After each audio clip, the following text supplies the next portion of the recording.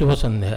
सारला पुरस्कार समारोह 2022 ए मनोज्ञ संध्यार आपण मानकु समस्त को सादर शुभेच्छा एवं अभिनंदन। आज की 42 वर्ष तले से भाविले ओडिया साहित्य सारला दास आरंभ करी हरप्रसाद दास गौरहरि दास पर्यंत एते विपुल एते महिमा मंडित एते ऐश्वर्य मंडित तार शक्ति एवं सामर्थ्य कौन सी भाषा ठारू कम नुहे। एभली एक साहित्यर स्रष्टा को से ढंगरे से बागरे संवर्धित करी परोक्षरे आम साहित्य भारती प्रति कृतज्ञता जणेबार गोटे परंपरा सृष्टि कले कौन हुंते नहीं। एवं से ही स्वप्नरू 22 वर्ष तले जन्म नेला से ढंगरे से बागरे से उद्देश्य सारला पुरस्कार जहा परवर्ती काल रे आपण मानकर भल पाइबा समर्थन सहयोग और आदर शक्ति नहीं परिणत है ओडिशार सर्वश्रेष्ठ सारस्वत पुरस्कार रूपे। आउ यही स्वप्न जे देखिथिले आपण माने जानती से आउ केही नुहंती उद्योगी पूर्वतन राज्यसभा सदस्य चित्रशिल्पी समाजसेवी सृजनर देवी इला पंडा। आज ये भव्य समारोह रे प्रथमे आपण मानक समस्त तरफ मुझे स्मरण करुच्ची श्रद्धांजलि ज्ञापन करुच्ची नमस्कार करुच्ची एवं आपण मानकु पुणी थरे स्वागत जनाऊँगी 43तम सारला पुरस्कार रे भव्य समारोह को। सुधीवृंद आम गहन रे आज सभा को गौरवमंडित महिमा मंडित करने जो अतिथि एवं जो पुरस्कृत व्यक्तित्व उपस्थित अछंती एवं मंच को निमंत्रण जनइबा। आम गहन रे आज संध्यारे मुख्य अतिथि रूपे उपस्थित अछंती आपण मानकर समस्तंकर परिचित भारतीय साहित्यर जड़े मूर्धन्य व्यक्तित्व विशिष्ट कवि कथाकार सिनेमा कहानी एवं चित्रपट लेखक आंतर्जातिक पुरस्कार रे विमंडित आज आम गहनर मुख्य अतिथि श्रीयुक्त उदयन बाजपेयी। श्रीयुक्त उदयन बाजपेयी आपण मानक करताली ध्वनि रे स्वागत जनाऊँगी मंच को आसवाई। श्रीयुक्त बाजपेयी 2022 मसीहार सारला पुरस्कार विजेता आपण माने जानिचंती से आउ केही नुहंती से बाघ कि जीवनर जल छवि जीवनर जल छवि रे आपण निज मुह देखुथिबा पाठक माने बेसी जानती से किए तेबे से एमिति एक बाघ जो बाघर गुंफारे बाघर आरे फूल फुटे मनीषर वेदना फुटे मनीषर लुह झरे। स्वागत करुच्ची मंच को 2022 मसीहार सारला पुरस्कार विजेता डॉक्टर गौरहरि दास।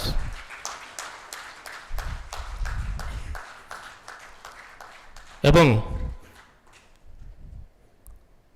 शेषे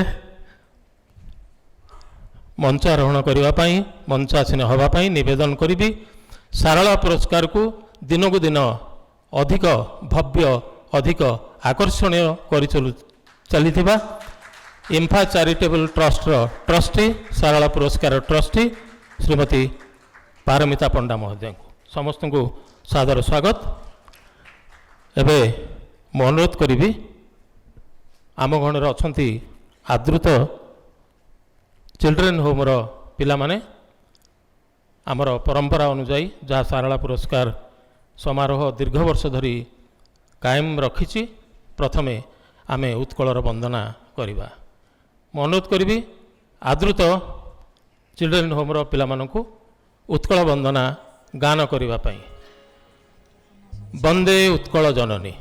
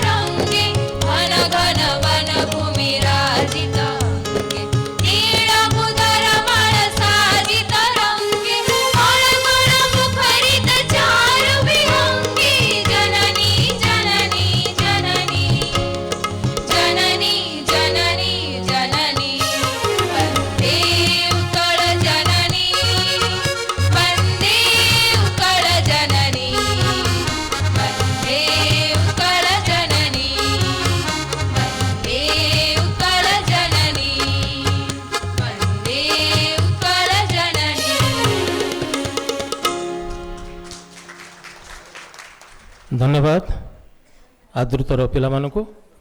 एबे मु अनुरोध करी आज संध्यार मुख्य अतिथि सारला पुरस्कार विजेता एवं ट्रस्टी महोदय को प्रदीप प्रज्वलन करी 43तम सारला पुरस्कार समारोह शुभ उद्घाटन करने।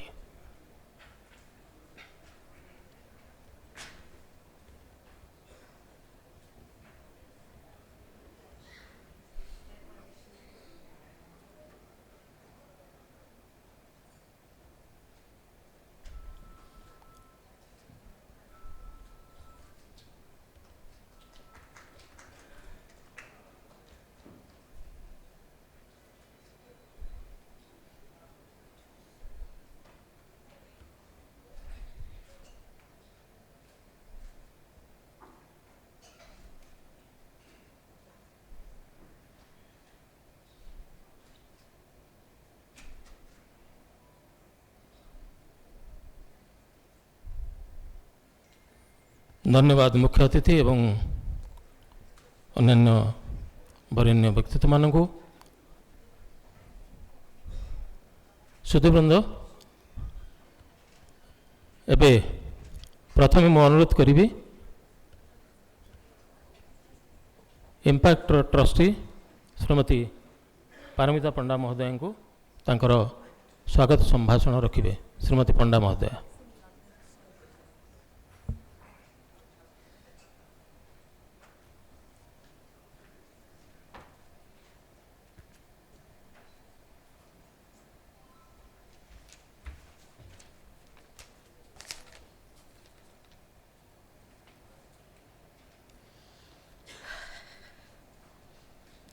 आजिर ए शारदीय संध्यारे उपस्थित समस्त सतीर्थों को मोर नमस्कार और शुभ संध्या। 43तम सारला पुरस्कार उत्सवर मंचासीन मुख्य अतिथि विशिष्ट हिंदी कवि तथा कथाकार श्री उदयन वाजपेयी महोदय, चलित वर्षर सारला पुरस्कार विजेता डॉक्टर गौरीहर दास महोदय, इला बंशीधर पंडा कला सम्मान प्रापक श्री प्रफुल्ल महांती एवं श्री घनश्याम पंडा महोदय, सारला साहित्य तथा कला पुरस्कार वरेण्य विचारक मंडलीर सदस्यवृंद एवं दर्शक दरबार रे उपस्थित समस्त सज्जन मंडली को इंफा चैरिटेबल ट्रस्ट तरफ आंतरिक स्वागत और अभिनंदन।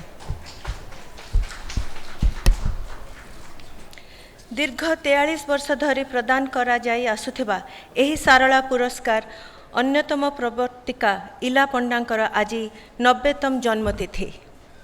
तांको अदृश्य हातरे से आमको निरंतर आशीर्वाद और उत्साह प्रदान करी चलीछंती। She was a unique combination of love, loyalty, compassion and courage. Her contribution and support to establish IMFA with her technocrat husband Dr. Bansidhar Panda is remembered with awe by all who knew them. She gave up her successful art career in London and moved back to Odisha to pursue their joint dream of setting up an industrial venture, which was IMFA. She believed and put into action what we now refer to as corporate social responsibility. She did not need a law to remind her what they should do from a corporate angle towards the society. She was known for her philanthropy, and Indian Metals Public Charitable Trust took birth with the then Governor of Odisha, B.D. Jatti, as the managing trustee to help and support the needy in matters of health, education, and life. She was a patron of art, literature, music, dance, and took tremendous pride and effort to preserve Odia culture and heritage. She was so genuine and free from pretense that anybody and everybody who interacted with her felt an instant and deep connect. I remind myself ever so often that I must have earned the grace over many lifetimes to be born of her. आमर आतिथ्य स्वीकार करी सुदूर भोपाल रु आसी आज सभारे मुख्य अतिथि भावे जोग देइथिबारु हिंदी साहित्यर अग्रणी कवि और कथाकार श्री उदयन वाजपेयी को पाखरे आमे चिरकृतज्ञ। साहित्य को नहीं तांकर दीर्घ अनुभव और अभिज्ञता संबलित वक्तव्य निश्चय आमको आज अनुप्राणित करिवो। बाघ और अन्यान्य गल्प पुस्तक पाई चलित वर्षर मर्यादाजनक सारला पुरस्कार विशिष्ट कथाकार डॉक्टर गौरहरि दास को प्रदान करी आमे विशेष भावे गर्वित। साहित्यर बहु विभाग रे निरंतर लेखनी चालना करी आसुथिबा श्री दासंक सृजन दृष्टि खूब संवेदनशील और व्यापक। जीवन ही तांक गल्पर उपजीव्य। बंचिबार दुर्बार अभिलाष और तज्जनित संघर्ष भितरे ही हुए जीवनर जयगान। एही भावधारा रे रचित तांकर गल्पगुड़िक खूब मनोज्ञ और सुखपाठ्य। तांक भली जड़े सुदक्ष कथाकार को 43तम सारला पुरस्कार प्रदान करी आमे बेस आह्लादित। एही अवकाश रे लेखंकर दीर्घ निरामय तथा सर्जनशील भविष्यत कामना करुछु। विगत किछि वर्ष धरी पुरस्कार विचार प्रक्रिया को अधिक स्वच्छ और गणतांत्रिक करिबा पाई 3टी पर्याय रे एहा कार्यकारी होउची। प्राथमिक स्तर रे शताधिक लेखक संपादक प्रकाशक ठारू सेमानक द्वारा सुपारिश प्राप्त श्रेष्ठ पुस्तक गुड़िक नहीं एक दीर्घ तालिका प्रस्तुत करा जाए। एथिमध्यरु एकाधिक सुपारिश प्राप्त पुस्तक गुड़िक विचार को निया जाए 5 जणिया पुस्तक चयन कमिटी द्वारा 7टी पुस्तकर संक्षिप्त तालिका प्रस्तुत करा जाए। चूड़ांत पर्याय रे 7 जण विचारक द्वारा एही 7टी पुस्तकरू गोटिए श्रेष्ठ पुस्तक को सारला पुरस्कार पाई मनोनीत करा जाए। चलित वर्ष संपृक्त विचारक माने सफलता सह एही गुरु दायित्व बहन करिथिबारु मो अनुष्ठान पक्षरु प्रत्येकंकु कृतज्ञता जनाउछि एवं एहार सुपरिचालना पाई संपृक्त समस्त कर्मकर्ता और मुख्य संयोजक को साधुवाद ज्ञापन करुछि। शह शह पुस्तक मध्यरु 7टी पुस्तक को शॉर्टलिस्ट करिबा और सेथिरु गोटिए बही को पुरस्कृत करिबा सबुथर विचारक मानक पाई एक बड़ आह्वान होइथाय। साहित्य और कला क्षेत्र रे प्रथम द्वितीय तृतीय बाछिबा एक प्रकार जटिल और विपज्जनक कार्य। तेणु संवेदनशील विचारक मंडली निज निज सृजनशील दृष्टिकोणरू समान भावे योग्य कृति भितरे सर्वोत्तम कृति चयन करिवार आस्पर्धा करिथांती। प्रतिवर्ष सारला पुरस्कार घोषणा परे पुरस्कार चयन को नहीं केते जण असंतुष्ट ज्ञात और अज्ञात व्यक्ति ठारू हेतुहीन प्रतिक्रिया और समालोचनामूलक चिठी मो मेल को आसी थाए। एवं मजा कथा हेउछि पुरस्कार प्राप्त पुस्तक को नहीं नुहे बरं सबुथर लेखक को ही आक्षेप करा जाई एभली चिठी लेखा जाई थाए। ए बाबद रे मु केवल एतिकी कहबा को चाहे जे कौनसी पुस्तक को ग्रहण बा प्रत्याख्यान करिवार अधिकार प्रत्येक पाठकंकर अछि, किंतु कौनसी लेखक प्रति आक्रोशमूलक मनोभाव रखी प्रतिक्रियाशील हेबाटा अंततः साहित्य जगत रे आशा करा जाए ना। द्वितीयतः जो माने विचारक मानक योग्यता को नहीं प्रश्न उठाती से माने भूली न जावा उचित जे दिने से माने मध्य विचारकर आसन रे बसी पारंती। सारला पुरस्कार सहित इम्फा चैरिटेबल ट्रस्ट पक्षरु उभय संगीत और चित्रकला क्षेत्र रे उत्कर्ष पाई प्रतिवर्ष 2 जण वर्षियान ओडिया कलाकार को इला बंशीधर पंडा कला सम्मान प्रदान करा जाए। 2022 मसीहार यही सम्मान पाई वरिष्ठ चित्रशिल्पी श्री प्रफुल्ल महांती एवं विशिष्ट ओडिसी संगीत गुरु श्री घनश्याम पंडा मनोनीत होइछंती। लंडन रे अवस्थापित श्री प्रफुल्ल महांती जड़े आंतर्जातिक ख्यातिसंपन्न चित्रशिल्पी भावे परिगणित। सारा विश्व रे विख्यात संग्रहालय मानकरे तांकर चित्रकला शोभा पाउछि। जड़े लेखक भावे मध्य तांकर ख्याति रहिछि। अपरपक्षे संगीत सुधाकर बालकृष्ण दासंकर घराना को ओडिसी संगीत क्षेत्र रे लोकप्रिय करिबारे वर्षियान कंठशिल्पी तथा गुरु घनश्याम पंडांक अवदान खूब उल्लेखनीय। बहु मेधावी कंठशिल्पी को तालीम देवा सह सेमानकु यशस्वी करिवार तांकर उद्यम जुगान्तकारी। एभली दुई जण विख्यात कलाकार को इला बंशीधर पंडा कला सम्मान प्रदान करी सौभाग्य आमे वास्तव में धन्य। एही दुई योग्यतम व्यक्तित्व को निर्वाचित करिथिबा निरपेक्ष विचारक मंडली पक्षर मध्य आमे गभीर भावे ऋणी। भाषा साहित्य कला संस्कृति और प्राचीनता दृष्टि समृद्ध ओडिशा को अधिक मजबूत और स्वयं संपूर्ण करने दिगरे स्वर्गत बंशीधर पंडा और इला पंडा दूरदृष्टि और उद्यम को स्मरण करी मु आज खूब आनंद अनुभव करुची। एही पुरस्कार प्रवर्तन पश्चात रे उभयंकर स्वप्न थिला नुआ पीढ़ीर लेखक और कलाकार को सृजन क्षेत्र को आकर्षित करबा पई। एही अवसर रे उपस्थित समस्त साहित्य अनुरागी दर्शक और गणमाध्यम संस्था मानकु ट्रस्ट तरफ गभीर कृतज्ञता जनाउछि। एथि सहित उत्सवर आयोजक और सफलता पाई सहयोग करिथबा अंगीकारबद्ध सहयोगी मानकु मो हृदय धन्यवाद जनाउछि। शेष रे आदिमाता सारला को मोर सभक्ति प्रणाम।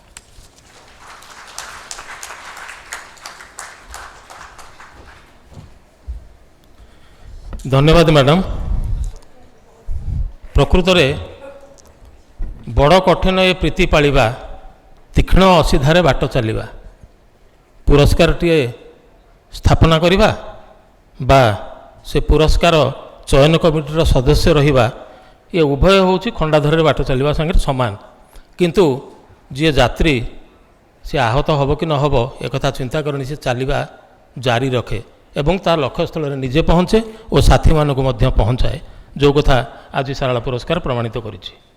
एवं ये कथा भल करी जानिथिले इला पंडा जानिथिले बोली कौन से निंदा बा प्रशंसा को अपेक्षा न रखी सी स्वप्नटीए देखिथिले एवं जहाँ पारमिता पंडा महोदय कहले जे साहित्य प्रति युवपीढ़ी को कला प्रति युवपीढ़ी को आकर्षित करने से पुरस्कार व्यवस्थाटी करथिले।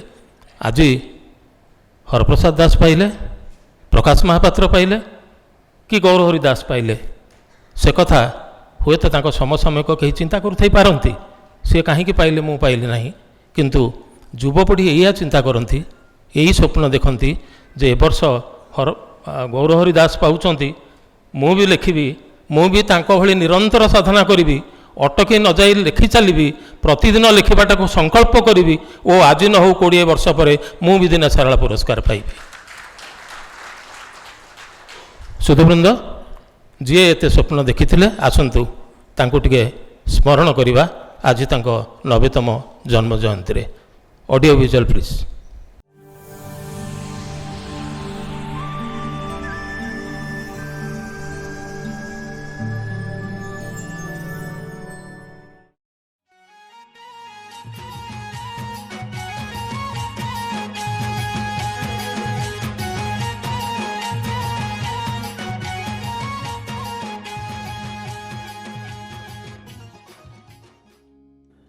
बण पहाड़ घरा थेरुबालीर से आदिवासी बस्ती मानकरे एबे भी उच्चारित हुए तांको ना।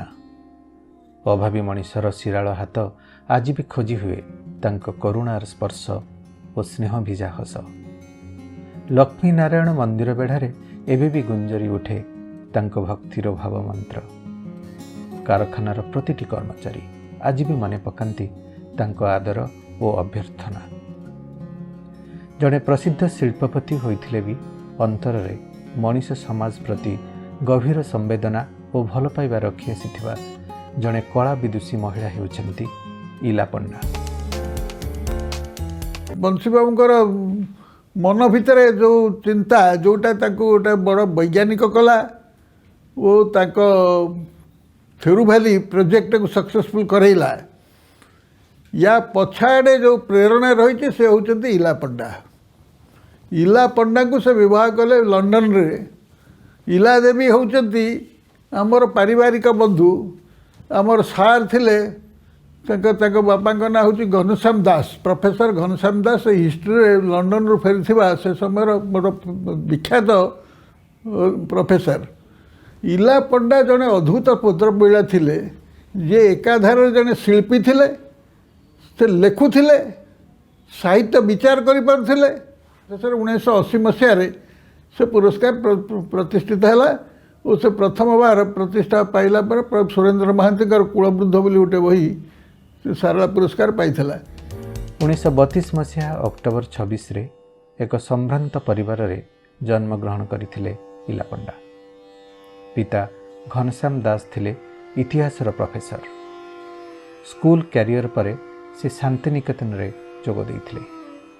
ପରେ ପରେ ଲଣ୍ଡନ ସ୍ଥିତ Central School of Arts and କ୍ରାଫ୍ଟସରୁ ସ୍ନାତକ ଡିଗ୍ରୀ ହାସଲ କରିଥିଲେ। ସେ ଚାହିଁଥିଲେ ଲଣ୍ଡନର ବାସିନ୍ଦା ହୋଇ ଜଣେ ଅନ୍ତର୍ଜାତୀୟ ଚିତ୍ରଶିଳ୍ପୀ ହୋଇପାରିଥାନ୍ତେ, ମାତ୍ର ମାଟିର ଡାକ ତାଙ୍କୁ ଫେରାଇ ଆଣିଲା ଓଡ଼ିଶାକୁ। କଳା ଆଉ ଭାସ୍କର୍ଯ୍ୟକୁ ସେ ସବୁବେଳେ ଇଲା ପଣ୍ଡା ମହୋଦୟା ସବୁବେଳେ ଦେଇ ଆସିଥିଲେ ଗୁରୁତ୍ୱ। ଓଡ଼ିଶାର ଭାସ୍କର୍ଯ୍ୟ କଳା କେମିତି ଜୀବିତ ରହିବେ ତାର ଉଦାହରଣ ଥେରୁବାଲିର ମନ୍ଦିର। ମୋର ଗୁରୁ ଭୁବନେଶ୍ୱର ମହାପାତ୍ର କାମ କରିଥିଲେ, କିଛି ଦିନ କରିଛି। ଆଉ ତାଙ୍କର ଯେଉଁଠି କାର୍ଯ୍ୟକିତି ଦରକାର ହୁଏ ତାଙ୍କର ବୋହୂ ଏବଂ ତାଙ୍କର କର୍ମଚାରୀମାନେ ମୋଠୁ କିଛି କିଛି ମୂର୍ତ୍ତି ନେଇ ଦେଶ ବିଦେଶକୁ ଦିଅନ୍ତି। ସାହିତ୍ୟ ଏବଂ କଳା ତାଙ୍କ ଜୀବନର ଏକ ଅଙ୍ଗ ଥିଲା। ସେ ଏଭଳି ମହେୟସୀ ଥିଲେ ଯିଏକି କଳାକୁ ବୁଝିପାରୁଥିଲେ। ସାଧାରଣ ଲୋକ କଳାକୁ ବୁଝିବା ବହୁତ କଷ୍ଟ। ତାଙ୍କ ଜୀବନର ସାଧନା ଥିଲା ସାହିତ୍ୟ ଏବଂ କଳା। ତେଣୁ ସେ ସବୁବେଳେ ଚାହୁଁଥିଲେ ଶିଳ୍ପୀକୂଳ କେମିତି ସୁନ୍ଦର କାରୁକାର୍ଯ୍ୟ କରି ସେଇ କୋଣାର୍କର ଦାୟଦ ବଞ୍ଚି ରହନ୍ତୁ। ତାଙ୍କର ମର୍ମେ ମର୍ମେ ସେ ସବୁବେଳେ ଚିନ୍ତା କରୁଥିଲେ ଏବଂ ତାକୁ କାର୍ଯ୍ୟକାରୀ ମଧ୍ୟ କରୁଥିଲେ। 1961 ମସିହାରେ ଆରମ୍ଭ ହେଲା Indian Metals and Ferro Alloys Limited ବା ଇମ୍ଫା ଲିମିଟେଡ୍ କମ୍ପାନୀ। ଆରମ୍ଭରୁ ସେ କମ୍ପାନୀର ନିର୍ଦ୍ଦେଶକ ଭାବେ କାର୍ଯ୍ୟ କଲେ। 1976ରେ କମ୍ପାନୀର ଯୁଗ୍ମ ପରିଚାଳନା ନିର୍ଦ୍ଦେଶକ ଭାବରେ କାର୍ଯ୍ୟଭାର ଗ୍ରହଣ କରିଥିଲେ। କର୍ମଚାରୀଙ୍କ କଲ୍ୟାଣ, ସମ୍ପ୍ରଦାୟ ସେବା ଏବଂ କମ୍ପାନୀର ବିଭିନ୍ନ ବିକାଶ ଯୋଜନାରେ ତାଙ୍କର କାର୍ଯ୍ୟକଳାପ ଥିଲା ଉଲ୍ଲେଖଯୋଗ୍ୟ। ମୁଁ ଇଲା ପଣ୍ଡାଙ୍କୁ 1960 ମସିହାରୁ ଜାଣିଥିଲି। ବଡ଼ ସାହସୀ ବ୍ୟକ୍ତି, ନୂଆ ନୂଆ ପ୍ରକଳ୍ପ କରିବା ପାଇଁ ମଧ୍ୟ ତାଙ୍କର ଇଚ୍ଛା ଥିଲା ଆଉ ସାହାଯ୍ୟ କରୁଥିଲେ ତାଙ୍କର ସ୍ୱାମୀଙ୍କୁ। ତା ଛଡ଼ା ସେ ଲୋକମାନଙ୍କ ସାଙ୍ଗରେ ସମ୍ପର୍କ ରଖୁଥିଲେ। ଅସୁବିଧା ଥିଲେ କୌଣସି ଲୋକକୁ ସାହାଯ୍ୟ କରୁଥିଲେ। ଧର୍ମ ଉପରେ ତାଙ୍କ ବିଶ୍ୱାସ ଥିଲା। ଆଉ ରାଜନୀତିଜ୍ଞ ହିସାବରେ ମଧ୍ୟ ନାମଜାଦା ଥିଲେ। ଆଉ ରାଜ୍ୟସଭାରେ ଯେତେବେଳେ ସେ ସଭ୍ୟ ଥିଲେ ମୁଁ ତାଙ୍କ ସାଙ୍ଗେ ସେତେବେଳକୁ ତାଙ୍କ ସମ୍ପର୍କରେ ମୋତେ ଆସିଥିଲି। ଥେରୁବାଲିରେ ଇମ୍ଫା ଗ୍ରୁପ୍ ପକ୍ଷରୁ ଇଲା ପଣ୍ଡାଙ୍କ ନିର୍ଦ୍ଦେଶନାରେ ଆରମ୍ଭ ହୋଇଥିଲା ଜନକଲ୍ୟାଣ ପାଇଁ ବିଭିନ୍ନ ଉଦ୍ୟମ। ଆଦିବାସୀ ଅଞ୍ଚଳରେ ନିୟମିତ ଡାକ୍ତରୀ ଶିବିର, ଶିକ୍ଷାନୁଷ୍ଠାନ ପ୍ରତିଷ୍ଠା, ମେଧାବୀ ଦରିଦ୍ର ଛାତ୍ରମାନଙ୍କୁ ସହାୟତା, ସ୍ଥାପତ୍ୟ କଳା ଓ ମନ୍ଦିର ପ୍ରତିଷ୍ଠା ଏବଂ ଓଡ଼ିଆ ଲୋକଙ୍କୁ ଉପକୃତ କରିବା ପାଇଁ ଆହୁରି ଅନେକ କାର୍ଯ୍ୟକ୍ରମ ସେ ହାତକୁ ନେଇ ସଫଳତାର ସହ ନିର୍ବାହ କରିଥିଲେ। ବଞ୍ଚିତ ବର୍ଗର ଉନ୍ନତି, ବିଶେଷ କରି ମହିଳା ଓ ଶିଶୁ, କଳା ଓ ସାହିତ୍ୟ ଏବଂ ସାମାଜିକ ତଥା ଧାର୍ମିକ କାର୍ଯ୍ୟକଳାପ ଇଲା ପଣ୍ଡାଙ୍କ ଜୀବନର ସବୁଠୁ ବଡ଼ ଆଗ୍ରହର ବିଷୟ ଥିଲା। ତା ଭଳିଆ ସାଙ୍ଗ କେହି ମିଳିବନି, ତା ଭଳିଆ ସାହସୀ ଆଉ ଧୈର୍ଯ୍ୟ ଏବଂ ଦକ୍ଷତା ଥିବା ସ୍ତ୍ରୀ ଲୋକ ମୁଁ କାହାକୁ ଦେଖିନି ସେ କାଳରେ। ଏବେକାର ତ ପାଠଶାଠ ପଢ଼ି ଅନେକ ହେଲେଣି, ସେ କାଳରେ ଏତେ ଝିଅମାନେ ପାଠ ପଢ଼ୁନଥିଲେ। ଆମେ ତ ସବୁ ମାଟ୍ରିକ ବେଳକୁ ଆମେ ବାହା ହେଇଗଲୁ। ତ ସେ ଯେତେ କରିଛି ଏମିତି କେହି କରିପାରିବେନି। ଥେରୁବାଲିରେ ବାଘ, ଭାଲୁ, ଜନ୍ତୁ ତା ଭିତରେ ରହିକରି ତାଙ୍କର ଆଦିବାସୀ ଲୋକମାନଙ୍କ ସାଙ୍ଗରେ ସେମାନେ ନିଆଁ ଜାଳି ରହିଲେ। ସେଠି ତାଙ୍କୁ ସେଇଟା କରିକି ନେଇକରି ପ୍ଲାଣ୍ଟ କଲେ। ପ୍ଲାଣ୍ଟଟା କଲା ପରେ ମଧ୍ୟ ପ୍ଲାଣ୍ଟ ଚାଲିଲା ପରେ ତାଙ୍କର ବହୁତ ସାପ ବାହାରିଲେ ସେଠି। ସେ ସାପ ମଧ୍ୟରୁ ଉଦ୍ଧାର ପାଇଲେ। ଗୋଟେ ମହାବଳ ବାଘ ବି ତାଙ୍କ ଗାଡ଼ିକି ଦିନେ ଫୋପାଡ଼ି ଦେବାକୁ ବସିଥିଲା ବି, ସେଠୁ ବି ଉଦ୍ଧାର ପାଇଲେ। ଏଇଭଳି ଭାବରେ ଆସି ତାଙ୍କର ଏ ଇଣ୍ଡଷ୍ଟ୍ରି କଲେ। ଇଣ୍ଡଷ୍ଟ୍ରି ଖୁବ୍ ଭଲ ଚାଲିଲା। ବହୁତ ସମାଜ ସେବା କରିବା ପାଇଁ ତାର ଇଚ୍ଛା। ବହୁତ ଆଦିବାସୀ ଲୋକମାନଙ୍କୁ ସେ ପାଠ ପଢ଼େଇଛି, ପିଲାମାନଙ୍କୁ ପାଠ ପଢ଼େଇଛି, ସେମାନଙ୍କୁ ସାହାଯ୍ୟ କରିଛି, ଚାକିରି ବାକିରି ଦେଇଛି, ବହୁତ ଲୋକଙ୍କୁ ଏମ୍ପ୍ଲୟମେଣ୍ଟ ଦେଇଛି। ବହୁତ ଉଚ୍ଚ ଶିକ୍ଷା ପିଲାମାନଙ୍କୁ ଖୁବ୍ ଭଲ ଶିକ୍ଷା ଦେଇକରି ଯାଇଛି। ପିଲାମାନେ ତାର ବହୁତ ଭଲ ହୋଇଛନ୍ତି, ଯାହାକୁ ସମ୍ଭାଳୁଛନ୍ତି ସେମାନେ। ଓଡ଼ିଶା ଲଳିତ କଳା ଏକାଡେମୀ କାର୍ଯ୍ୟନିର୍ବାହୀ ପରିଷଦର ସେ ଥିଲେ ପ୍ରତିଷ୍ଠାତା ସଦସ୍ୟ। 1992ରୁ 1998 ଯାଏ ସେ ଥିଲେ ରାଜ୍ୟସଭା ସାଂସଦ। ଦକ୍ଷିଣ ପୂର୍ବ ରେଳବାଇ ବ୍ୟବହାର କମିଟି, ଓଡ଼ିଶା ରାଜ୍ୟ ଶିଶୁ କଲ୍ୟାଣ ପରିଷଦ, ଓଡ଼ିଶା ରାଜ୍ୟ ସାମାଜିକ କଲ୍ୟାଣ ପରାମର୍ଶଦାତା ବୋର୍ଡ଼, ଓଡ଼ିଶା ରାଜ୍ୟ ମହିଳା ରିଲିଫ୍ ପାଣ୍ଠି, ଉତ୍କଳ ବାଳାଶ୍ରମ ଭଳି ଅନେକ ସରକାରୀ ଓ ବେସରକାରୀ ଜନକଲ୍ୟାଣ କମିଟିର ସେ ଥିଲେ ସଫଳ ସଭ୍ୟା। କଳା ଓ ସାହିତ୍ୟର ଉତ୍କର୍ଷ ପାଇଁ ସମର୍ପିତ ପ୍ରସିଦ୍ଧ ସାରଳା ପୁରସ୍କାରର ସେ ଥିଲେ ପ୍ରବର୍ତ୍ତିକା। ଆଜି ତାଙ୍କର 90ତମ ଜନ୍ମବାର୍ଷିକୀ ଅବସରରେ ଇମ୍ପାକ୍ଟ ପରିବାର ତାଙ୍କୁ ଶ୍ରଦ୍ଧାର ସହ ସ୍ମରଣ କରୁଛି ଏବଂ ତାଙ୍କ ସ୍ୱପ୍ନକୁ ଅଧିକରୁ ଅଧିକ ସମ୍ପ୍ରସାରିତ କରିବାକୁ ଦୃଢ଼ ସଂକଳ୍ପ ନେଉଛି।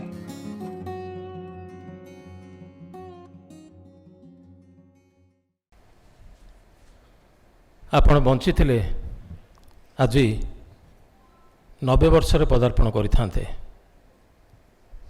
ମୋର ଦେହରେ ଥିଲେ, କିନ୍ତୁ ଆପଣ ଯଶ ଦେହରେ ସହସ୍ରାୟୁ ହୋଇ ବଞ୍ଚି ରହିବେ ଆମମାନଙ୍କ ଭିତରେ, ଆପଣଙ୍କ ଉତ୍ତରାଧିକାରମାନଙ୍କ ଭିତରେ। ପ୍ରଣାମ ଇଲା ପଣ୍ଡା ମହୋଦୟ। ସୁଧୀବୃନ୍ଦ, ଏବେ ପୁରସ୍କାର ବିତରଣ କାର୍ଯ୍ୟକ୍ରମ। ତେବେ ତା ପୂର୍ବରୁ ଆପଣଙ୍କୁ ଗୋଟିଏ ଛୋଟ ସୂଚନା ଦେଇଦିଏ ଯେ ଏ ପୁରସ୍କାର ପର୍ବ ପରେ ଆମର ଆଜିର ମୁଖ୍ୟ ଅତିଥି ଏବଂ ସାରଳା ବିଜେତାଙ୍କ ସହିତ ଅଳ୍ପ ସମୟର ଅନ୍ତରଙ୍ଗ ଆଳାପ କରିବେ ଆମ ସମୟର ବିଶିଷ୍ଟ କଥାଶିଳ୍ପୀ, କବି, ଚଳଚ୍ଚିତ୍ର ନିର୍ଦ୍ଦେଶିକା ବିଏତ୍ ପ୍ରଜ୍ଞା ତ୍ରିପାଠୀ ମହୋଦୟା। ତେଣୁ ଏ ପୁରସ୍କାର ପରେ ଆମେ ସମସ୍ତେ ଉପସ୍ଥିତ ରହିବା। ଏବେ ପ୍ରଥମ ପୁରସ୍କାର ଚିତ୍ରକଳା ପାଇଁ ଇଲା ବଂଶୀ ପଣ୍ଡା କଳା ସମ୍ମାନ। ଏ ପୁରସ୍କାର ପାଇବେ ନାନପୁର ଭଳି ଗୋଟିଏ ଛୋଟିଆ ଗାଁରୁ ଯାଇ ବିଶ୍ୱର ଆକାଶରେ ନକ୍ଷତ୍ର ସାଜିଥିବା ପ୍ରଫୁଲ୍ଲ କୁମାର ମହାନ୍ତି।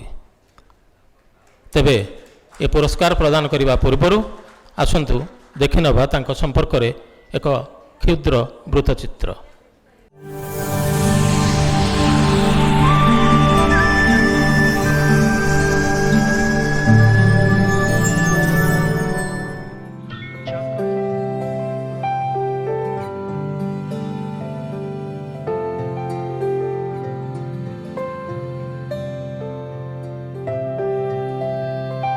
ତାଙ୍କ ଗ୍ରାମ ହିଁ ତାଙ୍କ ପାଇଁ ଚିତ୍ର ଶିକ୍ଷକ। ନୀତିଦିନିଆ ଗାଉଁଲି ଜୀବନର ଯାବତୀୟ ଘଟଣା, ଚରିତ୍ର, 12 ମାସରେ ପାଳିତ 13 ପର୍ବରୁ ସେ ଖୋଜି ପାଆନ୍ତି ଚିତ୍ର ପାଇଁ କଞ୍ଚାମାଲ। ଚାଟଶାଳୀରେ ପ୍ରଥମ କରି ବୁଲେଇଥିବା 3 ମଣ୍ଡଳା ବ୍ରହ୍ମା, ବିଷ୍ଣୁ, ମହେଶ୍ୱର ତାଙ୍କ ଚିତ୍ର ମନସ୍କତାର ଖଡ଼ିଛୁଆଁ ବୋଲି ସେ ବିଶ୍ୱାସ କରନ୍ତି। ପରବର୍ତ୍ତୀ ସମୟରେ ସେହି ମୁଣ୍ଡଳା ବା ବୃତ୍ତ ହିଁ ତାଙ୍କ ସମସ୍ତ ଚିତ୍ରର ପ୍ରାଣସତ୍ତା ପାଲଟିଯାଏ। ଦୀର୍ଘ 6 ଦଶନ୍ଧିରୁ ଉର୍ଦ୍ଧ୍ୱ ବର୍ଷ ଧରି ଲଣ୍ଡନରେ ରହି ନିଜ ମୌଳିକ କଳାଦୃଷ୍ଟି ମାଧ୍ୟମରେ ଦେଶ ତଥା ରାଜ୍ୟକୁ ଗୌରବାନ୍ୱିତ କରିଥିବା ଏମିତି ଜଣେ ସ୍ଥପତି, ଲେଖକ ଓ ଚିତ୍ରକର ହେଉଛନ୍ତି ପ୍ରଫୁଲ୍ଲ ମହାନ୍ତି। ଯାଜପୁର ଜିଲ୍ଲାର ବିରୁପା ନଈକୂଳରେ ଥିବା ନାନପୁର ଗ୍ରାମରେ 11 ଜୁଲାଇ 1934 ମସିହାରେ ଜନ୍ମଗ୍ରହଣ କରିଥିଲେ ପ୍ରଫୁଲ୍ଲ ମହାନ୍ତି। ରେଭେନ୍ସା କଲେଜରୁ ବିଜ୍ଞାନରେ ସ୍ନାତକ, ଜେଜେ ସ୍କୁଲ ଅଫ୍ ଆର୍ଟ୍ସରୁ ଆର୍କିଟେକ୍ଚର ଶିକ୍ଷା ଶେଷ କରି ସେ ଟାଉନ୍ ପ୍ଲାନିଂରେ ଡିପ୍ଲୋମା କରିବାକୁ ଚାଲି ଯାଇଥିଲେ ଲଣ୍ଡନ 1960ରେ। ଲିଡ୍ସ ୟୁନିଭର୍ସିଟିରେ ଶିକ୍ଷା ଶେଷ କରିବା ପରେ ଗ୍ରେଟର ଲଣ୍ଡନ କାଉନସିଲରେ ଆର୍କିଟେକ୍ଟ ଭାବେ ଆରମ୍ଭ କରିଥିଲେ ବୃତ୍ତିଗତ ଜୀବନ। ତେବେ 1970ରେ ସ୍ୱେଚ୍ଛାରେ ସେବାନିବୃତ୍ତ ହୋଇ ଚିତ୍ରକଳା ଓ ଲେଖନରେ ସାରା ଜୀବନ କଟେଇବାକୁ ସେ ଦୁଃସାହସିକ ଅଭିଯାନ ଆରମ୍ଭ କରିଥିଲେ। ୟୁରୋପ, ଆମେରିକା, ଜାପାନ ଓ ଭାରତରେ ତାଙ୍କ ତାନ୍ତ୍ରିକ କଳାକୃତି ବେଶ୍ ଆଦୃତ। British Museum, National Gallery of Modern Art, Lalit Kala Academy New Delhi, Leeds City Art Gallery, Wakefield City Art Gallery, Brixton Art Gallery, University of Leeds, University of Sussex, Air India ଆଦିରେ ସଂରକ୍ଷିତ ହୋଇ ତାଙ୍କ ନିଆରା ଶୈଳୀର କଳାକୃତି ଓଡ଼ିଆ ଜାତିକୁ ଧନ୍ୟ କରିଛି। My Village My Life, Village Tales, Through Brown Eyes, Changing Village Changing Life, Longing, ଶୂନ୍ୟ ଆଦି ପୁସ୍ତକ ପ୍ରକାଶ ପାଇ ଦେଶ ବିଦେଶରେ ଖୁବ୍ ଆଦୃତ ହୋଇଛି। ତାଙ୍କ ପରି ଜଣେ ସୁଖ୍ୟାତ କଳାଜୀବୀଙ୍କୁ ଚଳିତ ବର୍ଷ ଇମ୍ପାକ୍ଟ ପକ୍ଷରୁ ଇଲା ବଂଶୀଧର ପଣ୍ଡା କଳା ସମ୍ମାନ ପ୍ରଦାନ କରାଯାଇଥିବାରୁ ତାଙ୍କୁ ଅଜସ୍ର ଅଭିନନ୍ଦନ ଓ ସୁମନାସ। ଆପଣମାନେ ଜାଣିଛନ୍ତି ପ୍ରଫୁଲ୍ଲ ମହାନ୍ତି ମହୋଦୟ ଲଣ୍ଡନରେ ରୁହନ୍ତି। ଆମର ଆଦର ଏବଂ ସମ୍ମାନକୁ ସେ ସ୍ୱୀକାର କରିଥିଲେ ମଧ୍ୟ ବ୍ୟକ୍ତିଗତ ସ୍ୱାସ୍ଥ୍ୟାବସ୍ଥା କାରଣରୁ ନିଜେ ଉପସ୍ଥିତ ରହିପାରିନାହାନ୍ତି। ତେବେ ତାଙ୍କ ତରଫରୁ ତାଙ୍କର ସମ୍ପର୍କୀୟ ବୈଷ୍ଣବ ଚରଣ ମହାନ୍ତି ମହୋଦୟ ଏ ପୁରସ୍କାର ଗ୍ରହଣ କରିବେ। ମୁଁ ଅନୁରୋଧ କରିବି ବୈଷ୍ଣବ ଚରଣ ମହାନ୍ତିଙ୍କୁ ମଞ୍ଚକୁ ଆସିବା ପାଇଁ ଏବଂ ପୁରସ୍କାର ଦେବା ପାଇଁ ଅନୁରୋଧ କରିବି ଆଜି ସନ୍ଧ୍ୟାର ମୁଖ୍ୟ ଅତିଥି ଶ୍ରୀ ଉଦୟନ ବାଜପେୟୀ ମହୋଦୟଙ୍କୁ। ଶ୍ରୀ ପ୍ରଫୁଲ୍ଲ ମହାନ୍ତି ମହାଶୟ ଜଣେ ଆନ୍ତର୍ଜାତୀୟ ମାନର ଚିତ୍ରଶିଳ୍ପୀ ଓ ଲେଖକ ଭାବେ ଆପଣ ସାରା ବିଶ୍ୱରେ ସୁପରିଚିତ। ଦୀର୍ଘ 6 ଦଶନ୍ଧିରୁ ଉର୍ଦ୍ଧ୍ୱ ବର୍ଷ ଧରି ଆପଣ ବିଦେଶ ମାଟିରେ ରହି ନିଜ ମୌଳିକ କଳା ଦୃଷ୍ଟି ମାଧ୍ୟମରେ ଦେଶ ତଥା ରାଜ୍ୟକୁ ଗୌରବାନ୍ୱିତ କରିଛନ୍ତି। ୟୁରୋପ, ଆମେରିକା, ଜାପାନ ଓ ଭାରତରେ ଆପଣଙ୍କ ତାନ୍ତ୍ରିକ କଳାକୃତି ବେଶ ଆଦୃତ ହୋଇଛି। British Museum, National Gallery of Modern Art, Lalit Kala Academy New Delhi, Leeds City Art Gallery, Wakefield City Art Gallery, Brixton Art Gallery, University of Leeds, University of Sussex, Air India ଆଦିରେ ଆପଣଙ୍କ ଚିତ୍ର ସ୍ଥାନ ପାଇ ଓଡ଼ିଆ ଜାତିକୁ ଧନ୍ୟ କରିଛି। ଆପଣଙ୍କ ଅନନ୍ୟ କଳା ପ୍ରତିଭାକୁ ସମ୍ମାନ ଜଣାଇ 43ତମ ସାରଳା ପୁରସ୍କାର ଉତ୍ସବରେ ଆପଣଙ୍କୁ ଇଲା ବଂଶୀଧର ପଣ୍ଡା କଳା ସମ୍ମାନରେ ସମ୍ମାନିତ କରିବା ସହ ଉପାୟନ, ତାମ୍ରଲେଖ ଓ 1.5 ଲକ୍ଷ ମୁଦ୍ରାର ସମ୍ମାନ ରାଶି ପ୍ରଦାନ କରି ଇମ୍ପା ଚାରିଟେବୁଲ୍ ଟ୍ରଷ୍ଟ ଅଶେଷ ଗର୍ବ ଅନୁଭବ କରୁଛି। ମା ସାରଳା ଆପଣଙ୍କୁ ସୁସ୍ଥ, ସକ୍ଷମ ଓ ସୃଜନଶୀଳ କରି ରଖନ୍ତୁ, ଏତିକି ପ୍ରାର୍ଥନା। Paramita Panda, trustee, impact.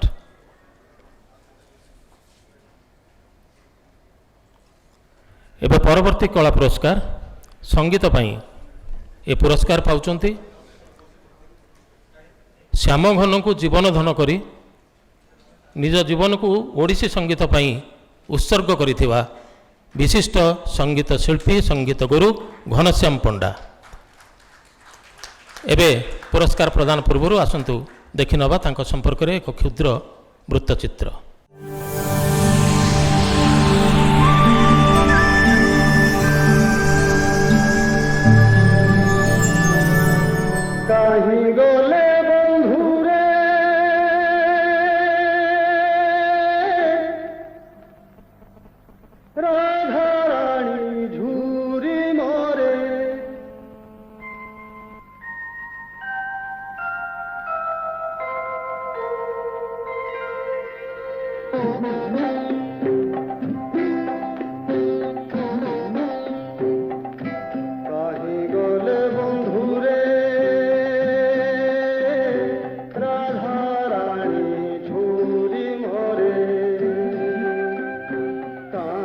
Radio ଖୋଲିଲେ ଶୁଭୁଥିଲା ଏଇ ହୃଦୟ ଛୁଆଁ ଗୀତ। କାହିଁ ଗଲେ ବନ୍ଧୁରେ ରାଧାରାଣୀ ଝୁରି ମରେ। ସେ ଗୀତ କାନ ଦେଇ ସଞ୍ଚରି ଯାଉଥିଲା ମନ ଓ ହୃଦୟକୁ। ଦୀର୍ଘ 50 ବର୍ଷ ଧରି ଏଭଳି ଅନେକ ଶ୍ରୁତିମଧୁର ଶାସ୍ତ୍ରୀୟ ଗୀତ ଭେଟି ଦେଇଥିବା ଜଣେ ପ୍ରସିଦ୍ଧ କଣ୍ଠଶିଳ୍ପୀ ହେଉଛନ୍ତି ଗୁରୁ ଘନଶ୍ୟାମ ପଣ୍ଡା। କେନ୍ଦୁଝର ଜିଲ୍ଲାରେ ମା ତାରିଣୀଙ୍କ ମାଟିରେ 10 ଜୁଲାଇ 1946ରେ ଜନ୍ମ ହୁଅନ୍ତି ଘନଶ୍ୟାମ ପଣ୍ଡା ଏକ ସଙ୍ଗୀତଜ୍ଞ ପରିବାରରେ। ଆଦ୍ୟ ଜୀବନରେ ହରାଇ ବସନ୍ତି ପିତାଙ୍କୁ। ବଡ଼ ଭଉଣୀ ଅହଲ୍ୟା ପଣ୍ଡାଙ୍କ ତତ୍ତ୍ୱାବଧାନରେ ଆରମ୍ଭ ହୁଏ ତାଙ୍କର ସଙ୍ଗୀତ ଜୀବନ। କେଉଁଝର ରଜାଙ୍କ ଝିଅକୁ ସଙ୍ଗୀତ ଶିଖାଇବାକୁ ଆସୁଥିବା ଗୁରୁ ଯୋଗେନ୍ଦ୍ରନାଥ ପତି ପାଲଟି ଯାଆନ୍ତି ତାଙ୍କର ପ୍ରଥମ ସଙ୍ଗୀତ ଗୁରୁ। ମୋର ଥିଲେ ଗୁରୁ ସିଙ୍ଗାରୀ ଶ୍ୟାମ ସୁନ୍ଦରକର, ଗୁରୁ ମାର୍କଣ୍ଡେୟ ମହାପାତ୍ର, ଗୁରୁ ନୃସିଂହନାଥ ଖୁଣ୍ଟିଆ, ଏମାନେ ଗୁରୁ ଥିଲେ। ତାପରେ 5-7 ବର୍ଷ ପରେ ସଙ୍ଗୀତ ସୁଧାକର ବାଳକୃଷ୍ଣ ଦାସ, ଗୁରୁ ଗୋପାଳ ଚନ୍ଦ୍ର ପଣ୍ଡା, ଏମାନେ ସବୁ ଆପଏଣ୍ଟମେଣ୍ଟ ହେଲେ ନୂଆ। ଆଉ ବହୁତ ଅବଦାନ। ଏତେ ସ୍ନେହୀ ଛାତ୍ରମାନଙ୍କୁ ଏତେ ସ୍ନେହ କରନ୍ତି, ବର୍ତ୍ତମାନ ସେଗୁଡ଼ାକ ଆଉ ଭାବି ହେଉନି। କେଉଁଝର ଛାଡ଼ି ସେ ଆସି ଯୋଗ ଦିଅନ୍ତି ଉତ୍କଳ ସଙ୍ଗୀତ ମହାବିଦ୍ୟାଳୟରେ। 1971ରେ ସଙ୍ଗୀତ ଆଚାର୍ଯ୍ୟ ଡିଗ୍ରୀ ହାସଲ କଲା ପରେ 1974ରେ ସେହି ଅନୁଷ୍ଠାନରେ ଅଧ୍ୟାପନା ଆରମ୍ଭ କରିଦିଅନ୍ତି। ଅଭିମାନ, ସପନ ବଣିକ, ପରଝିଅ ଘର ଭାଙ୍ଗେନା, ଜୟଦେବ, ଯଶୋଦା, କଳାମାଣିକ, ଶାଶୁଘର ଚାଲିଯିବି, 16 ଶୁକ୍ରବାର, ମା ଗୋଜବାୟାଣୀ, ଲକ୍ଷେ ଶିବ ପୂଜି ପାଇଛି ପୁଅ ଆଦି 20ରୁ ଅଧିକ ଓଡ଼ିଆ ଚଳଚ୍ଚିତ୍ରରେ ସେ ଗୀତ ଗାଇଛନ୍ତି। शताधिक म्यूजिक डिस्क कैसेट और सीडी मध्य रिलीज होईछि तांकर। देश विदेश रे अनेक ओडिसी नृत्य नाटक रे तांकर सक्रिय योगदान रही। संगीत नाटक एकाडेमी पुरस्कार, संगीत सुधाकर बालकृष्ण दास फाउंडेशन तरफरु संगीत सरस्वती पुरस्कार, गुरु पंकज चरण फाउंडेशन तरफरु महारी सम्मान, मर्दल एकाडेमी तरफरु सिंघारी श्यामसुंदर कर सम्मान आदि अनेक स्वीकृति मिली तांको। एथिसहित अमेरिका कानाडार विभिन्न ओडिया अनुष्ठान मध्य से सम्मानित और संवर्धित। श्री पंडा को चलित वर्ष इम्फा चैरिटेबल ट्रस्ट द्वारा प्रवर्तित इला बंशीधर पंडा कला सम्मान प्रदान करा जाउथिबारु तांको अजस्र अभिनंदन और सुमनास।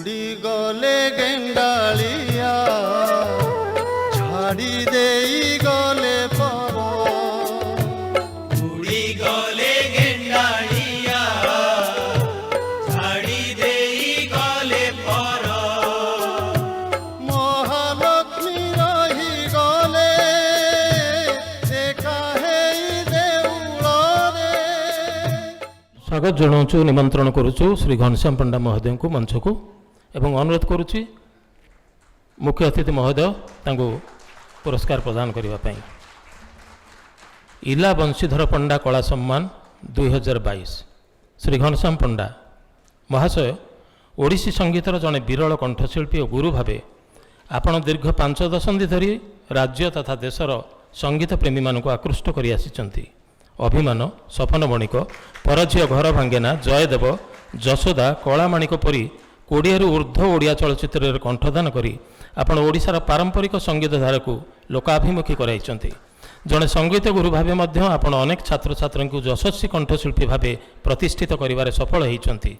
संगीत सुधाकर बालकृष्ण दास गायन शैली को लोकप्रिय कराइबारे आपणक उद्यम गुरु शिष्य परंपरा एक अभिनव उदाहरण सृष्टि करिछि। आपणक अनन्य कला प्रतिभा को सम्मान जनाई 43तम सारला पुरस्कार उत्सव में आपण को इला बंशीधर पंडा कला सम्मान रे सम्मानित करने सह उपायन, ताम्रपत्र, ताम्रलेख और 1.5 लाख मुद्रार सम्मान राशि प्रदान करी इम्फा चैरिटेबल ट्रस्ट अशेष गर्व अनुभव करुच्ची। माँ सारला आपण को सुस्थ, सक्षम और सृजनशील कर रखु एतिकी प्रार्थना। सही अपेक्षार मुहूर्त शेष हो प्राय।